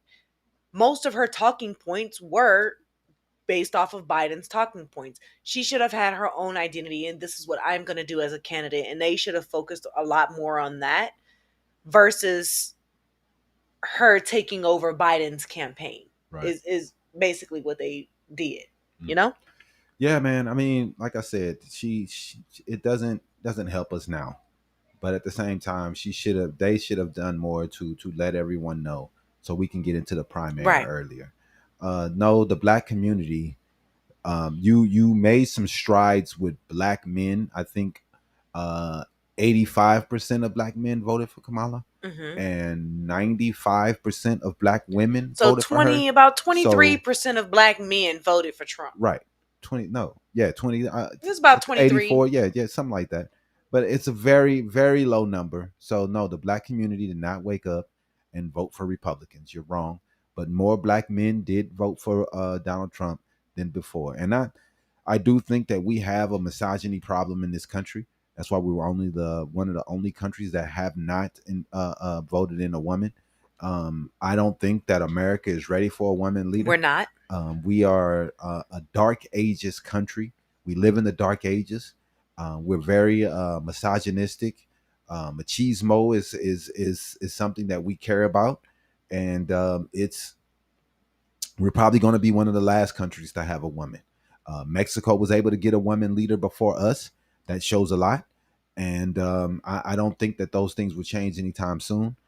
We have to have a man because, unfortunately, a lot of people would rather see the country destroyed than vote for a woman. They would. They would rather see what happened. Trump went against two women. Both times the women lost because we would vote for a man. If it was a man, the man would win. Biden was a shell of himself. And we voted for Biden over Trump because he was a man. Yep. But when it comes to a woman being in that leadership chair, we would rather vote for Trump than vote for a people woman. will abandon everything they believe in just to make sure that there's a man in charge. Yep. And if it doesn't matter how much they hated Trump, they can't vote for a woman. And that's the way it was, man. And that's the reason why Trump won. He went against two women. He beat up on women. And America is not ready to make that decision to have a woman as a leadership. So that's what happens. You're right. But let's go ahead and get into this next clip where we're discussing Medicare for All, which is returning to the conversations. Like you said earlier, we need a candidate who's going to be pushing forward Medicare for All. And Daniel Biss is making the case for Medicare for all for tens of thousands of Illinois residents reportedly who've lost their ACA coverage, which we all know that healthcare remains one of the most important emotionally charged issues in America. If you are not healthy, you cannot work. And if you cannot work, that means that you're using government assistance, right? And the goal here is to have all Americans healthy enough to where they are working and using less and less government benefits. Yeah. Go ahead and run that clip.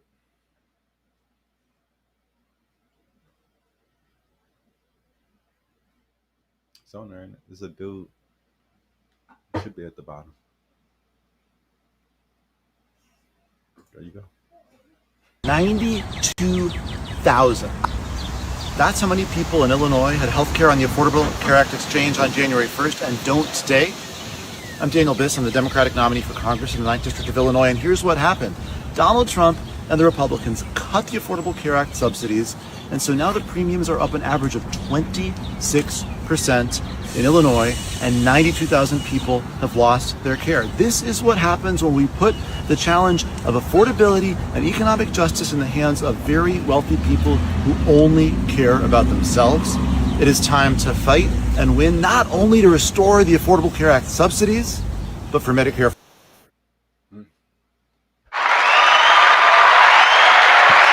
Because healthcare isn't a theoretical situation, man. Everybody gets sick, man. Everybody has to pay for this shit. Everybody eventually needs care. Yep. And every election cycle, we're told solutions are coming. The Republican Party keeps promising a fucking deal. Yep. Keeps promising the Medicare that they're going to come up with. And every time they come out with nothing. Nothing.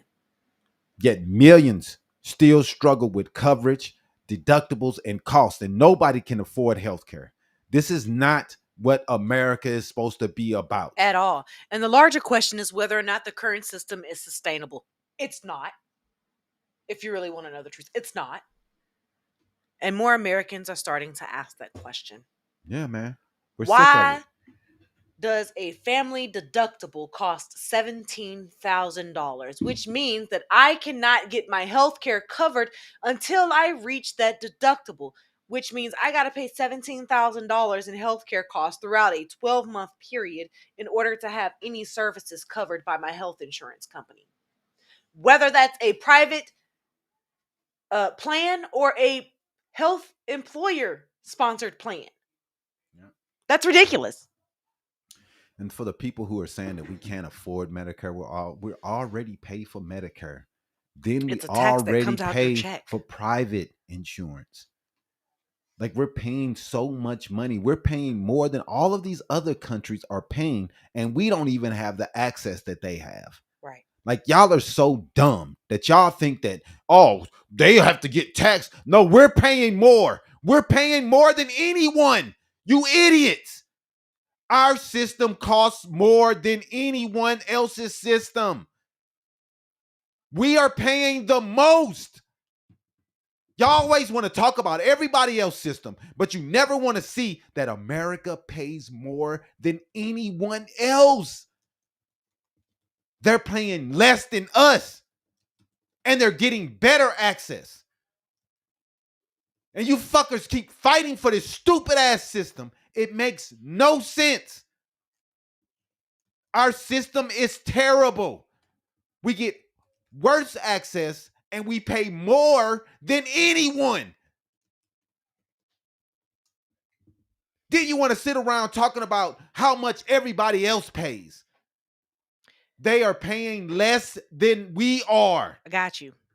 The U.S. spends nearly twice as much per person on health care as peer nations. Americans are spending approximately $14,885 per capita annually, compared to an average of just $7,371 in other wealthy countries, despite using fewer medical services on average.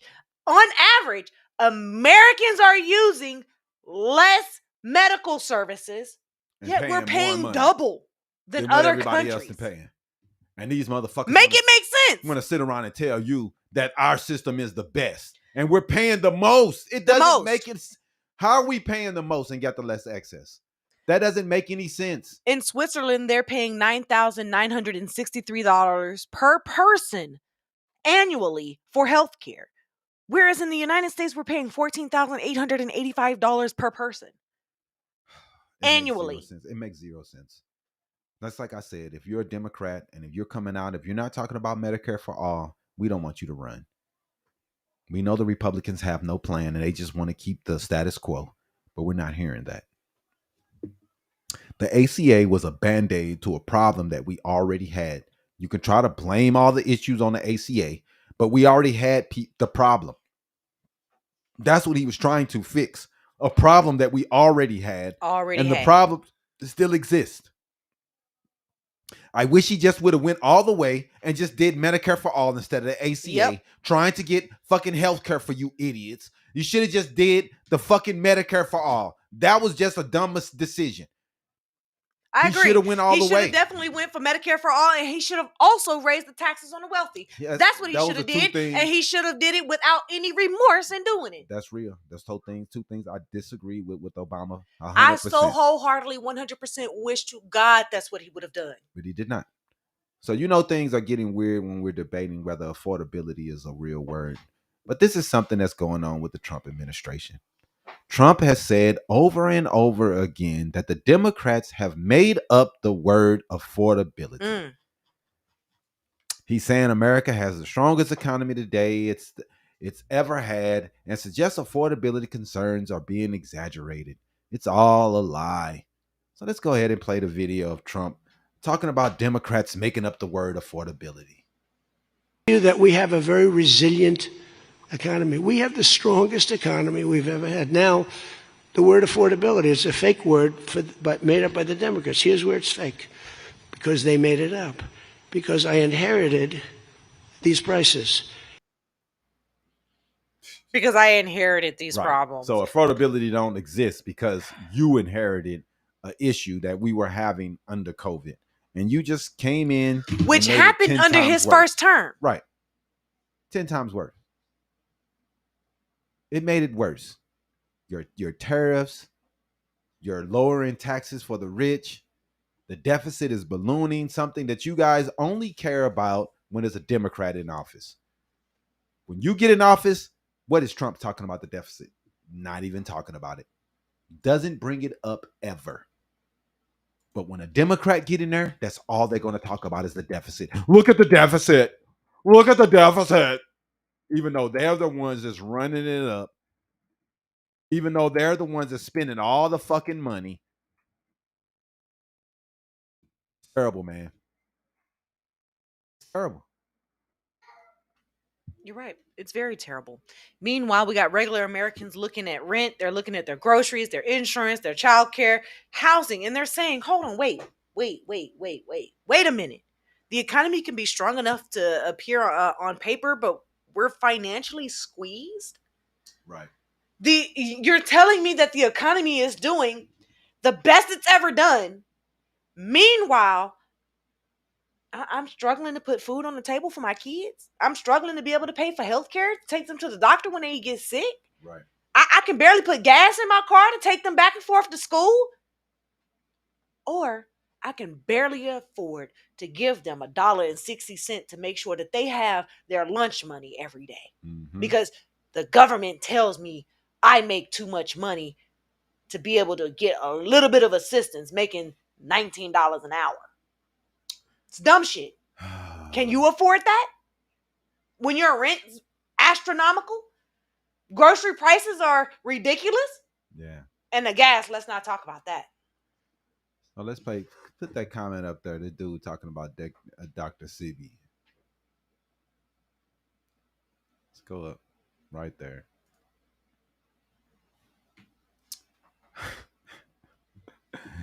So are you going to put a herb on a broken leg? When you have a heart attack, are you going to put a herb on it? When your lungs collapse, are you going to put a herb on it? Are you going to put a herb on it when you suffer from a stroke? Like, dog, what are you talking about? You're going to have to go to the hospital at some time. I know it sounds great. You listening to Dr. CB, but if you have a fucking stroke, you're going to the hospital. If you break a leg, you're If going you have to a the heart hospital. attack, you're going to the You're hospital. going to the hospital. You're not going to put a herb on it. So I know it sounds good, that Dr. CB, but in the real world, you got to go to the fucking hospital. And if you're a woman and you need to give birth, you're going to go to the hospital 9 times out of 10. Not many women have home births. All the money we're already paying to a healthcare system that doesn't do anything with us. We need a system that works. The system we have right now is not working. People are losing their homes. They're losing everything trying to pay for their Medicare. This is not the system that it was supposed to be. This is not good. And that's the political challenge. Statistics do not vote. People do. Mm-hmm. And people vote based on how their lives feels. And right now, when you can't afford healthcare and you can't afford to get certain things taken care of that you are suffering from because you can't afford it, is ridiculous. Now let's go to the next clip. Fox Business inflation isn't bad if you ignore food and energy. Ignore food and energy? Exactly. What?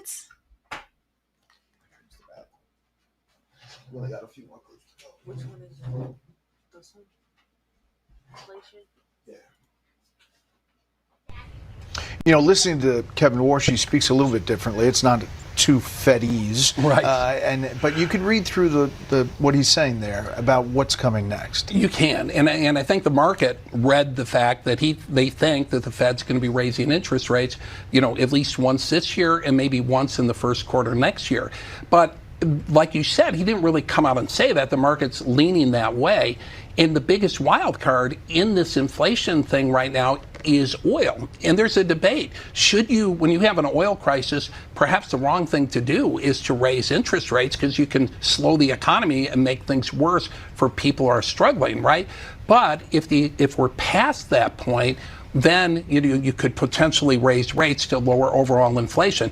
But even though inflation's been coming in hot, Brett, I'm seeing signs when you exclude food and energies, it could be leveling out. We saw inflation expectations fall from the University of Michigan. We've seen the core rate start to cool off a bit. So we may have seen peak inflation. And if we get this oil deal, we could be talking about disinflation hopefully next year. You sound kind of bullish. I am kind of bullish. I'm bullish on America. I mean, this is the perfect world. Get rid of the terror threat. If Iran joins the world community, starts doing business, we could be in an economic boom. And you got to credit the U.S. energy industry. They rose to the occasion. Record exports, record production. They stepped up when. Dog, I almost laughed when I heard what he just said. Inflation isn't too bad if you exclude food and energy. You know, the things that you need to survive? That matters the most. Inflation is not that bad if you stop eating, if you starve, if you don't have lights on in your house. Man, dog. And the crazy part is that MAGA is falling for this stuff. That they're okay with this shit, man. Imagine telling someone struggling to pay their electricity bill and their groceries that inflation isn't the problem. This dude said, technically, economists use core inflation metrics for certain reasons, but politically, that argument lands terribly because nobody can exclude food and energy from real fucking life. Exactly. Voters shouldn't have to tell the government to fix the problems that the government created. Well, guess what, you big dummy?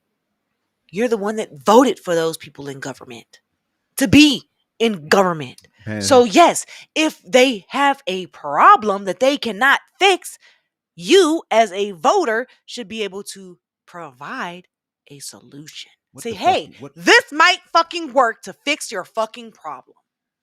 I don't know what you're talking about, man. That's the whole reason why we vote. Is to hold those in power accountable for the things that they're supposed to be doing. They went on a campaign and said, hey, we promise we're going to do this for you. Right. And if we don't hold them to account, then they can just get in office and just do whatever the hell they want to. So we're cause whatever problems they want to cause. Right. So it's garbage that you think that we shouldn't hold them accountable. What are you talking about? Right. So now, for what many of the most symbolic story of the week, Trump reportedly have spent $14 million repainting the fucking reflecting pool. It's up to 15 million now. And now the paint is peeling. Now, this guy is the same guy who says he has no money for childcare, no money for health care, no money for the veterans, no money for the homeless. He has no money for anything. But spending $15 million on paint that's peeling up had no big deal. No big deal. Go ahead, play the videos, man.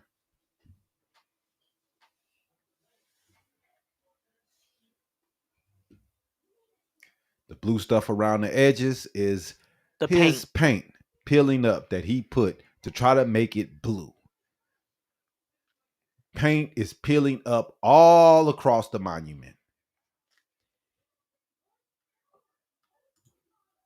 Trump is turning 80 and no need to get him a gift. He already has the thing that he wants most. The reflecting pool's finished, filled with water. Looks beautiful. Everybody's looking at that reflecting pool. They can't believe it. But it's really beautiful. It's something for you to see. It's incredible. Yes, it's so incredible. Sure, maybe Donald Trump can't fight a war or end a war or steal any oil or get a checkup without seeing 24 doctors, but the man can keep a pool crystal clear. Algae has been spotted inside the newly renovated Lincoln Memorial reflecting pool. Oh, now even Trump's pool needs 22 specialists. You do not want the pool to turn green. Otherwise, John Fetterman might confuse it for the swamp he grew up in. Oh, a lot of Fetterman fans in the audience. Okay. But look, this is tough because Trump wanted the pool to be a symbol of his accomplishments as president. And now it's just a revolting mess of foul slime. So, yeah, that seems about... Foul slime. Yeah. that not just a little bit of peeling. That's huge chunks, visible chunks, days after it's been completed. That's just crazy. Like the fact that that the East Coast has a lot of humidity during the summer months, and you're going to drain and clean and repaint and resurface the Lincoln Memorial to this blue color because you want the water to be reflected as this vibrant blue color. Yet you fail to realize that when you paint a pool or this particular memorial any dark color, that the sun is going to heat that up exponentially. Whatever. Which means it's gonna heat 10 times faster than it normally would. Which means algae is gonna be created 10 times faster than it normally would. And officials say that hydrogen peroxide only affected the edges. Then another clip emerges showing even more damage. The story just keep getting worse and worse. It just looks bad, man. Was there another one? Was that it? I think I played both of those for the memorial. So the reflecting pool has become a metaphor for Trump's presidency and how terrible that shit is falling apart. Mm-hmm. It is. Very. But Trump has reportedly wanted the reflecting pool to symbolize his accomplishments, and now it may symbolize something else entirely. Failure. And him failing in big clumps. And whether you support Trump or oppose him, this is political comedy gold. It's hilarious to see these people fail. It's a Saturday Night Live skit. Right. He brought out posters talking about how big the monument is and how big the reflecting pool is and how he's the only one that can make it good and it's going to be blue. It's been left alone for years for a reason. And they already do certain things to it to make sure the algae doesn't build up. Every year they clean it out. They drain it, they clean it, they resurface it, repair it. You know more than 100 years of experience, and you coming in and just being like, I can do what I want. I'm gonna paint it. It's stupid. It's dumb as hell. And all this money he's spending to make it blue is dumb. The water does not have to fucking be blue. We don't care at all. And obviously, when you look at the area, because of the algae and the weather in the area, it's not going to be blue. Just stop it. The visuals tell a story of failure from the Trump administration, where they try to make themselves look like they're so great. Before the paint, before the peeling, the explanations, the bullshit excuses. It's almost too perfect, man. It's all a big fucking joke. And Trump is the motherfucking jester because he looks like a clown. Like a clown. So I mean, I don't know. I don't know what else to say, man, on these things, man. We already played that one. It's just sad to see so much focus on this pool when there's so many things that could be done. Yeah. He's trying to build everything to make himself look like he was a great president instead of putting in policies and putting in things that's going to help people, that in the end people will say that you are great because how you help the American people. Yep. But instead he's doing the opposite and just building monuments for himself. Making everything about him. His birthday, we're celebrating, and it's going to be great in front of the White House. Instead of for his celebrating birthday. America's birthday. Not inviting, right, the 250. It's him that we're fucking celebrating. Him turning 80. Everything's about him. Now, we do have a clip of Trump talking about the war in Israel and how it's not really helping his negotiations in Iran. It's making him look pretty silly. But that's what you do. That's what happens when you team up with Netanyahu, and you're going to look like a fool because that's what he's looking like. Down. A wise man. I'll tell you what, Israel's fighting Hezbollah too long and too many people are being killed. And you don't have to knock down an apartment house every time you're looking for somebody, because there are a lot of people in those apartment houses, and they're not all Hezbollah, that I can tell you. And I suggested to Israel to let Syria take care of Hezbollah. Because to be honest with you, I think they do a better job of doing it. Is Netanyahu on board with And I didn't like Syria. I didn't like where 2 hours before we're signing the agreement that there was an attack in Lebanon, in Beirut. It wasn't like in the southern side, and it was in Beirut. I did not like that. I let them know that. I didn't like it, not at all. But I think that Syria, he's pulled that country together amazingly quickly. He's very capable. And he's been very good for me. He's protected everything that I've asked for, he's done. And if Israel can't do the job without killing everyone else, he'll do the job. Syria will do the job. Are you frustrated with Netanyahu, sir? No. We had a great relationship.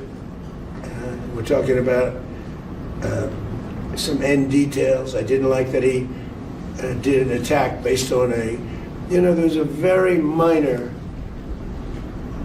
little thing with some drones that were released, and he ends up doing I saw that attack. I saw where that bomb went. Did you see what happened? That was a vicious, that was too much. You can do too much also.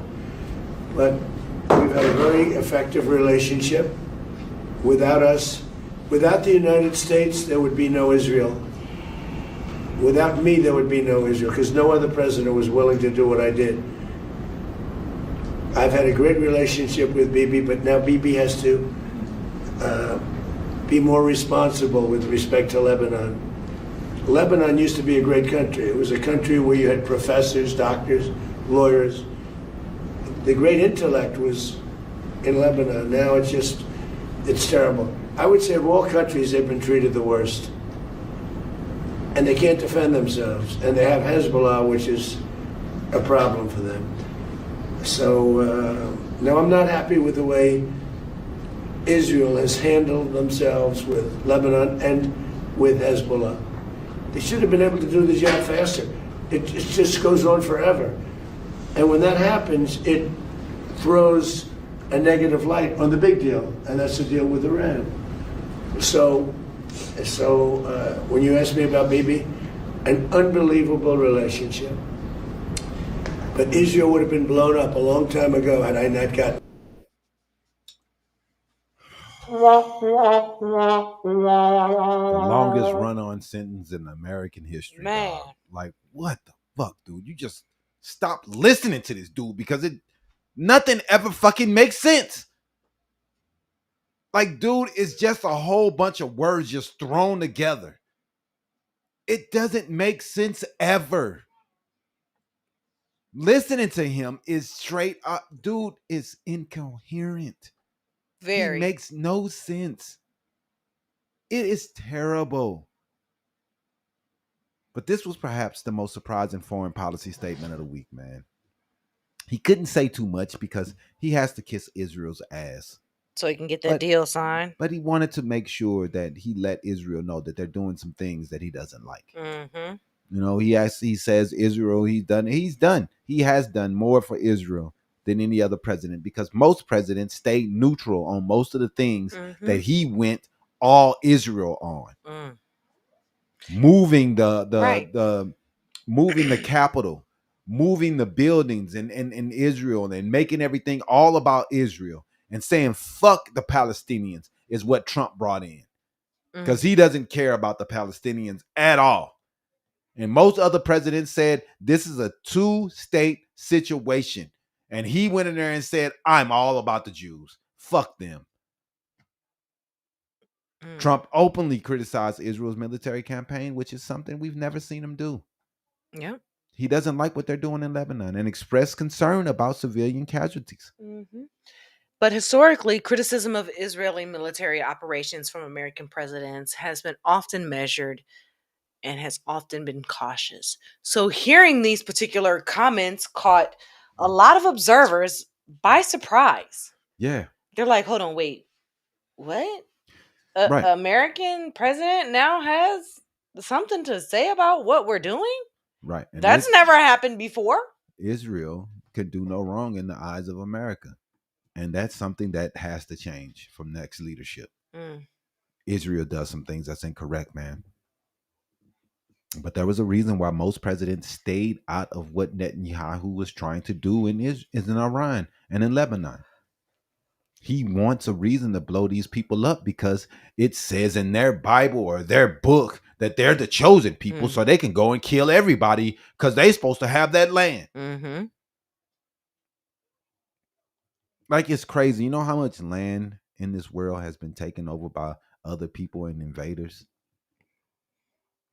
You know how much land we would have to be giving back to the original owners if we was to go around and say, hey, let's give the land back to the people that's supposed to have it. Because America isn't supposed to be for the Europeans. They took it, they killed, they murdered, they shot, they wiped out groups of people for they can have this land. The Israelis, they lost their land a long time ago. They was ran out of the Middle East. I don't know why they are the only people who are supposed to get their land back. The natives can't get their shit back. Can the Africans get back North Africa as it's been taken by fucking Arabs? The whole North Africa? Right. They've taken pretty much every country across the North Africa. Can South Africans take back the land that the South Afrikaners have taken from them?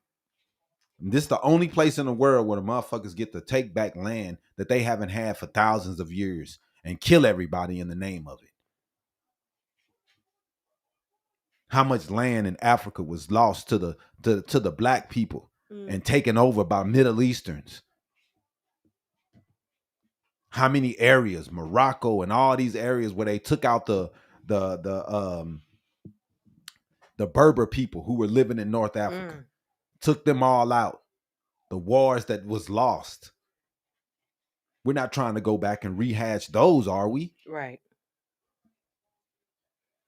Nah, Africa should not be the U.S. problem. But why should the Israel be their problem then? Why should we take on Israel's problems? We don't take on no one else's problems. Right. If we're not going to take on African problems, we shouldn't take on Israeli problems. Right. Why should we fight for the land that they're supposed to be for theirs? If we're not going to take over Northern Africa and all the places that's been taken over by Middle Easterns who went to Africa and took over shit and killed people. We are the original owners, but y'all dumbass think y'all African. Well, if you look at the world and you look where people look like me, Population they're started in Africa where people were dark skinned. People look like me, they live in Africa. Am I going to say I'm British when all the British people look white? Like, I don't understand what the fuck you're talking about, though. I don't get it. Where are we supposed to be from then? What are you talking about, bro? Because that makes no sense. None. So the DOJ sides with Elon Musk against NAACP lawsuit about their pollution with their data centers in black neighborhoods. I think we got that video too. Yeah, we do. It's at the top. There you go. This is Democracy Now!, democracynow.org, The War and Peace Report. I'm Amy Goodman with Nurmin Sheikh. As the SpaceX IPO grabbed headlines this week, rocketing Elon Musk to trillionaire status, the Department of Justice has now intervened on behalf of SpaceX in a civil rights lawsuit over potential violations of the Clean Air Act involving one of its XAI data centers. The NAACP, an environmental group, sued the company in April, saying it is illegally operating dozens of gas-burning turbines in Mississippi, near homes, schools, and churches in North Mississippi and nearby Memphis, Tennessee. In a motion filed by the DOJ's Environment and Natural Resources Division on Monday, the DOJ asked the court to throw out the lawsuit, accusing the NAACP of threatening, quote, American national, economic, and energy security by seeking to shut off power needed for AI development. For more, we go to the capital of California, to Sacramento, where we're joined by Habari Connor, director of the NAACP Center for Environmental and Climate Justice. Lay out your response to SpaceX acquiring Musk's AI company XAI and the lawsuit of the NAACP.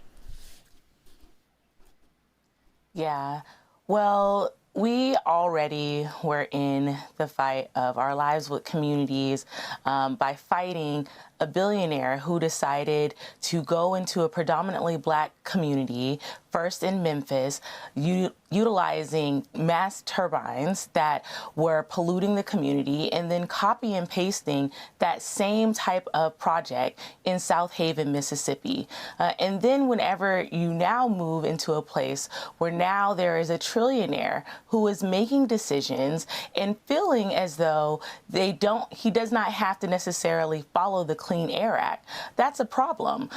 We filed a lawsuit because the Clean Air Act is still the law of the land. You cannot actually just go into a community, start polluting, and not actually try to get the permits.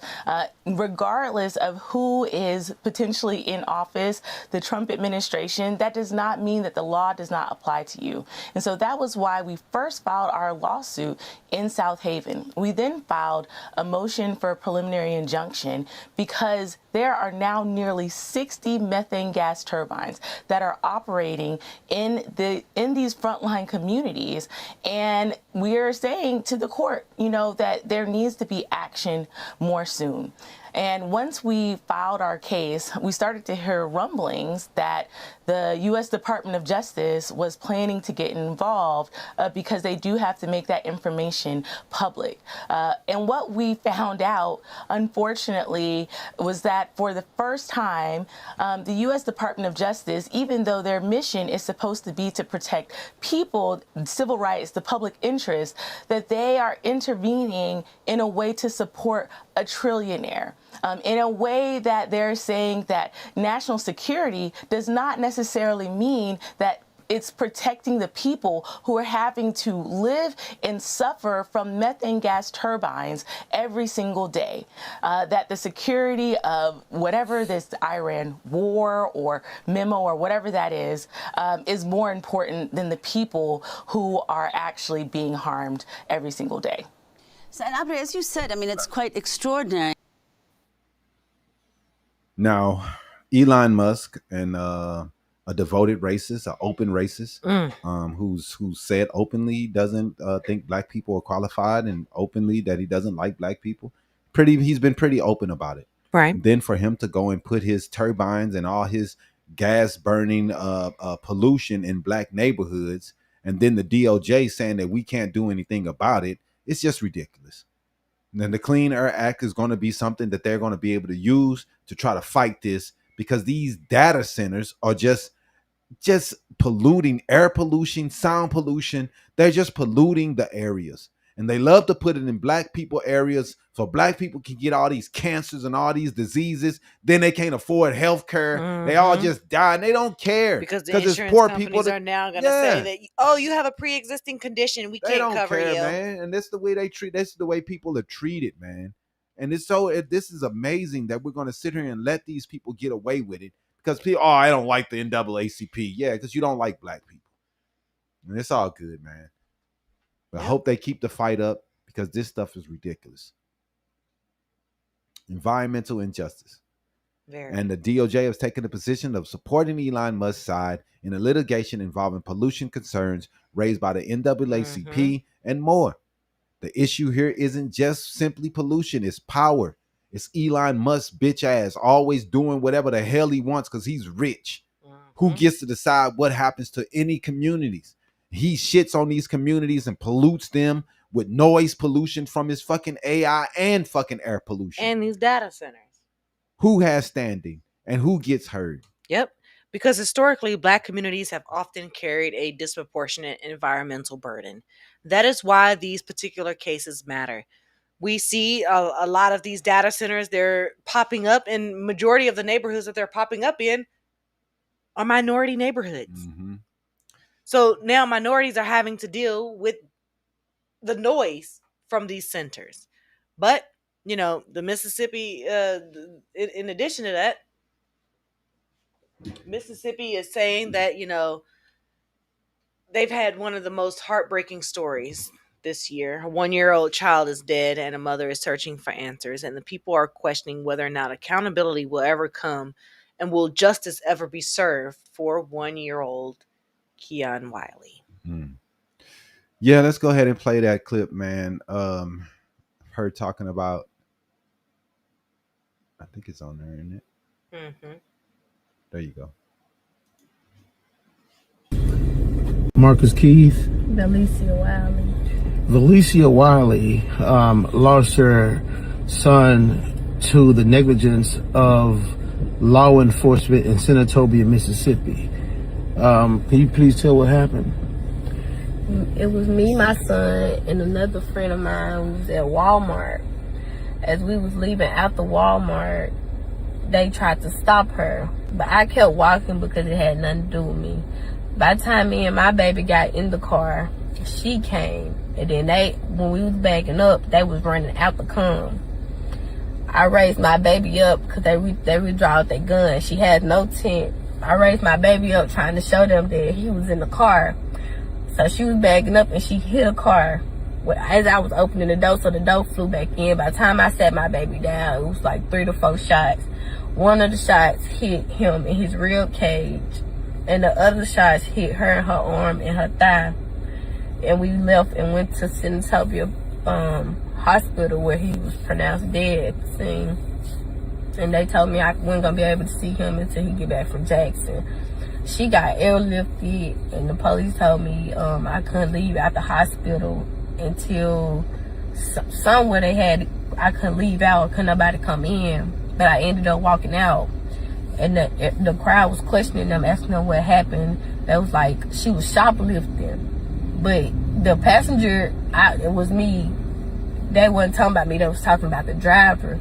But on the little, what's it called, self-checkout, they can see, it's cameras, they can see when she got the diapers and walked out. But yeah, they tried to say that she forcefully was trying to drive and hit them, but they was all on the right side and she was driving towards the left. They just personally just shot in the car. Did they try to charge you with anything? No, they didn't charge me. They ain't charged me with nothing. They just let me go. And they didn't say nothing. They just kept telling the crowd that they was shoplifting. But I don't know if they found anything because it's nothing to find. Okay. And here they are in the comment section.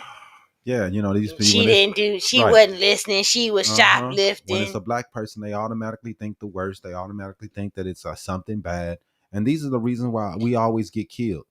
These are the reasons why we die, and then it's always justified because you kill a black person because they always think some stereotypical bullshit. And she wasn't even the suspect. No, was not the suspect, and the person who was supposedly stole, got away. We have not seen evidence that she stole any diapers, so we don't know for sure if she stole anything.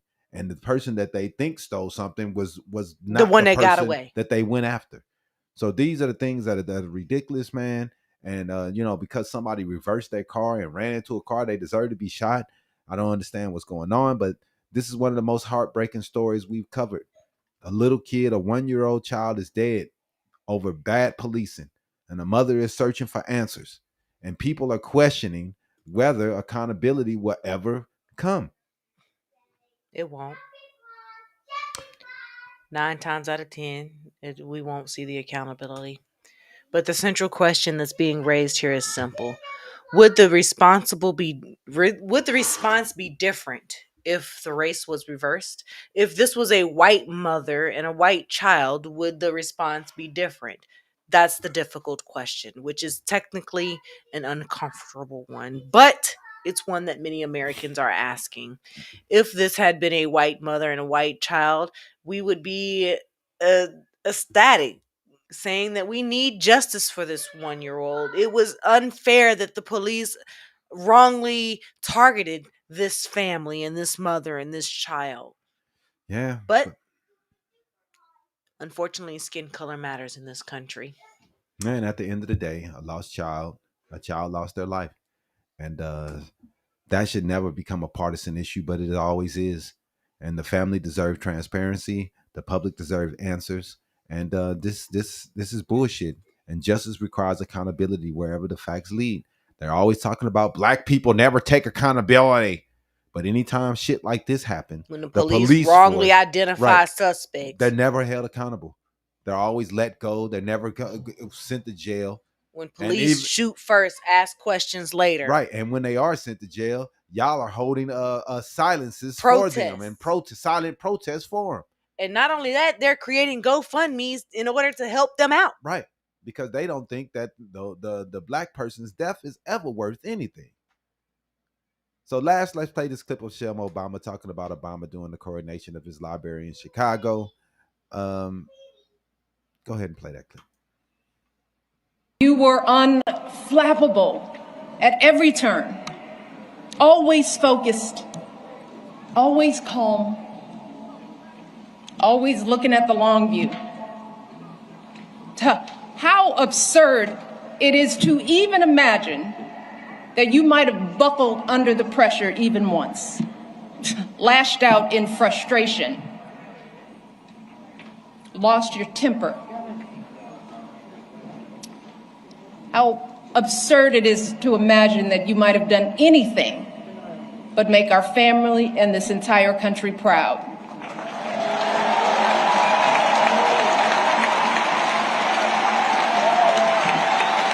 No, you were too busy.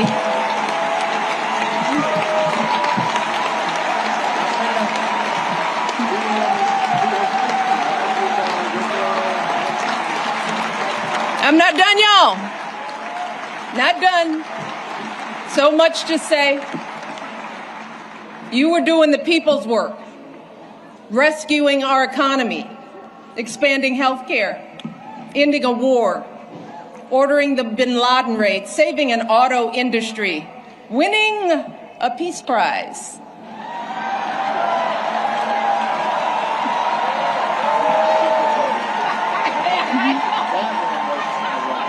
Keeping us safe from Ebola, regulating the banks, standing up for marriage equality, listening to science, and comforting an entire nation in the face of unspeakable tragedies.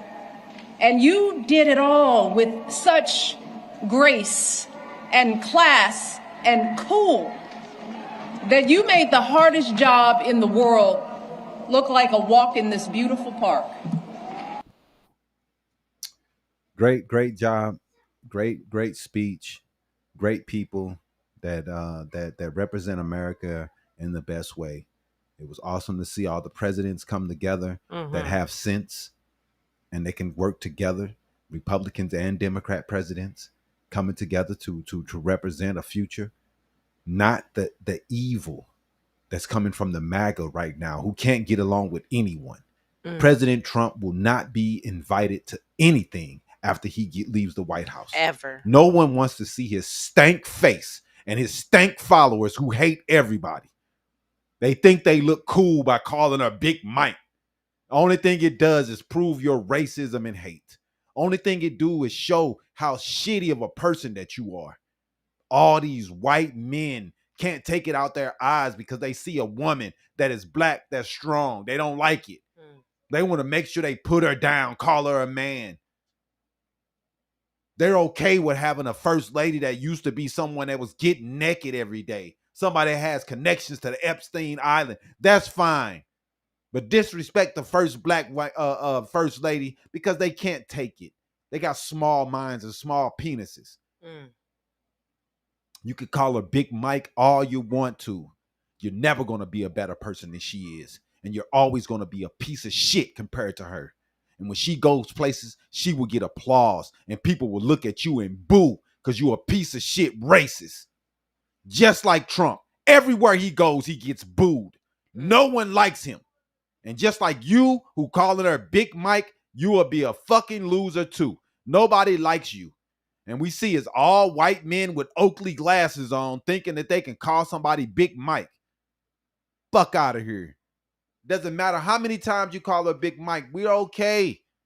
We know that y'all hate her. We know that you're racist. We get it.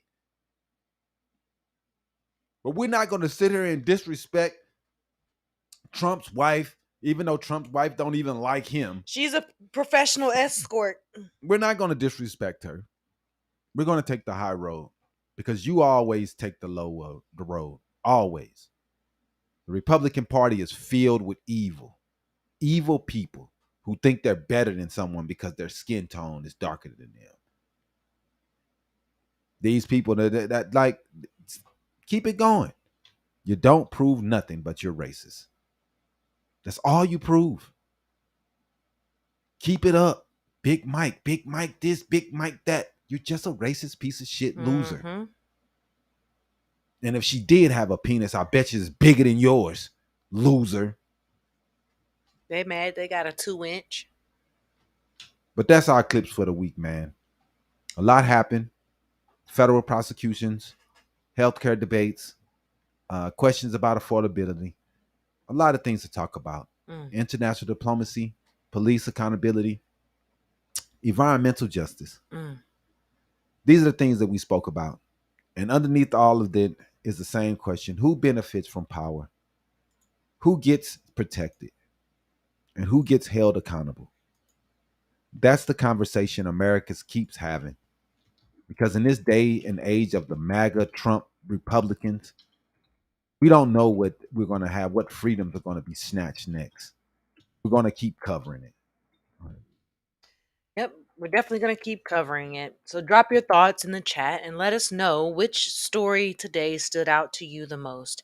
As we close today's show, it's worth reflecting on how many of these stories connect with us. Juneteenth teaches us that freedom isn't simply declared, it's not to be enforced, it's protected. It needs to be defended and extended to the people that it's promised to. And history reminds us that there can only be a gap between what is announced and what actually becomes a reality. That same lesson echoes through many of the stories we discussed today. And no matter how racist MAGA is and how much they hate Michelle Obama and Barack Obama, they will never be better people than them. Their little shitty little trailer park and their little basement that they live in with their mom will never make them better people just because they can say Big Mike. They're still a piece of shit. Whether it's healthcare, civil rights, political accountability, environmental justice, police accountability, or international diplomacy, the challenge is often the same. When will Republicans stop being racist pieces of shit? Promise versus the outcome. their words versus what really happens. They love screaming, "We're the party that released the slaves," while saying Big Mike every other word. Mm-hmm. Ancient racism. The headline versus reality. We know the reality. The MAGA is a bunch of racist cowards hiding behind flags and President Trump because they can't be their true selves in the open. All they can do is try to down black people to make their little shitty lives seem like it's better. And that's why accountability will always matter, even though Trump tries to say the word is made up, because announcements alone do not change lives. And Republican shitty racism will not just always make things worse for people like it tries to be. Right. So when we discussed Juneteenth, we talked about what people were waiting for years for freedom, and that they had already been declared 2.5 years prior. We also discussed that the Iran agreement, and we talked about a ceasefire that may or may not become a lasting peace. And even now, major questions remain about the future of those negotiations and whether or not all parties will honor the commitments that are being discussed. Two totally different stories from different centuries, but a similar lesson. Progress is never guaranteed. It's always fought for. And that's why information matters. Informed citizens matter. That's why journalism matters. That's why history matters. Because understanding the past helps us understand the present and the races that we have to see every day. The races that are in my comment section. And understanding these races, the present, helps us make better decisions about the future with these races. They're raising their kids to be racist also. Today we talked about freedom. We talked about war. We talked about power. We talked about responsibility. Those conversations aren't always comfortable, but they're necessary. Very, very necessary. So thank you for spending part of your Saturday with us. Thank you for your comments, your questions, your super chats, and your continued support of independent media. If you would like to be a part of our community, please hit that join button and become a member. It's only $1.99, but you get exclusive perks and exclusive content directly from us. For sure. For Iesha and Damon, remember to stay informed, stay engaged, and never stop asking questions. Like always, thank you for watching Habari Live. This is news our way today. Have a good rest of your day. Peace out.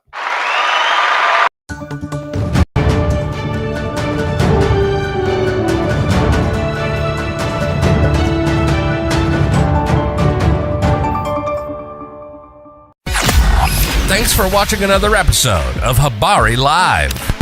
Make sure to subscribe to our YouTube channel and get updates on news, the podcast, and more. Follow us on Facebook and Twitter. And don't forget to visit www.habarientertainment.com. See you next week. Peace.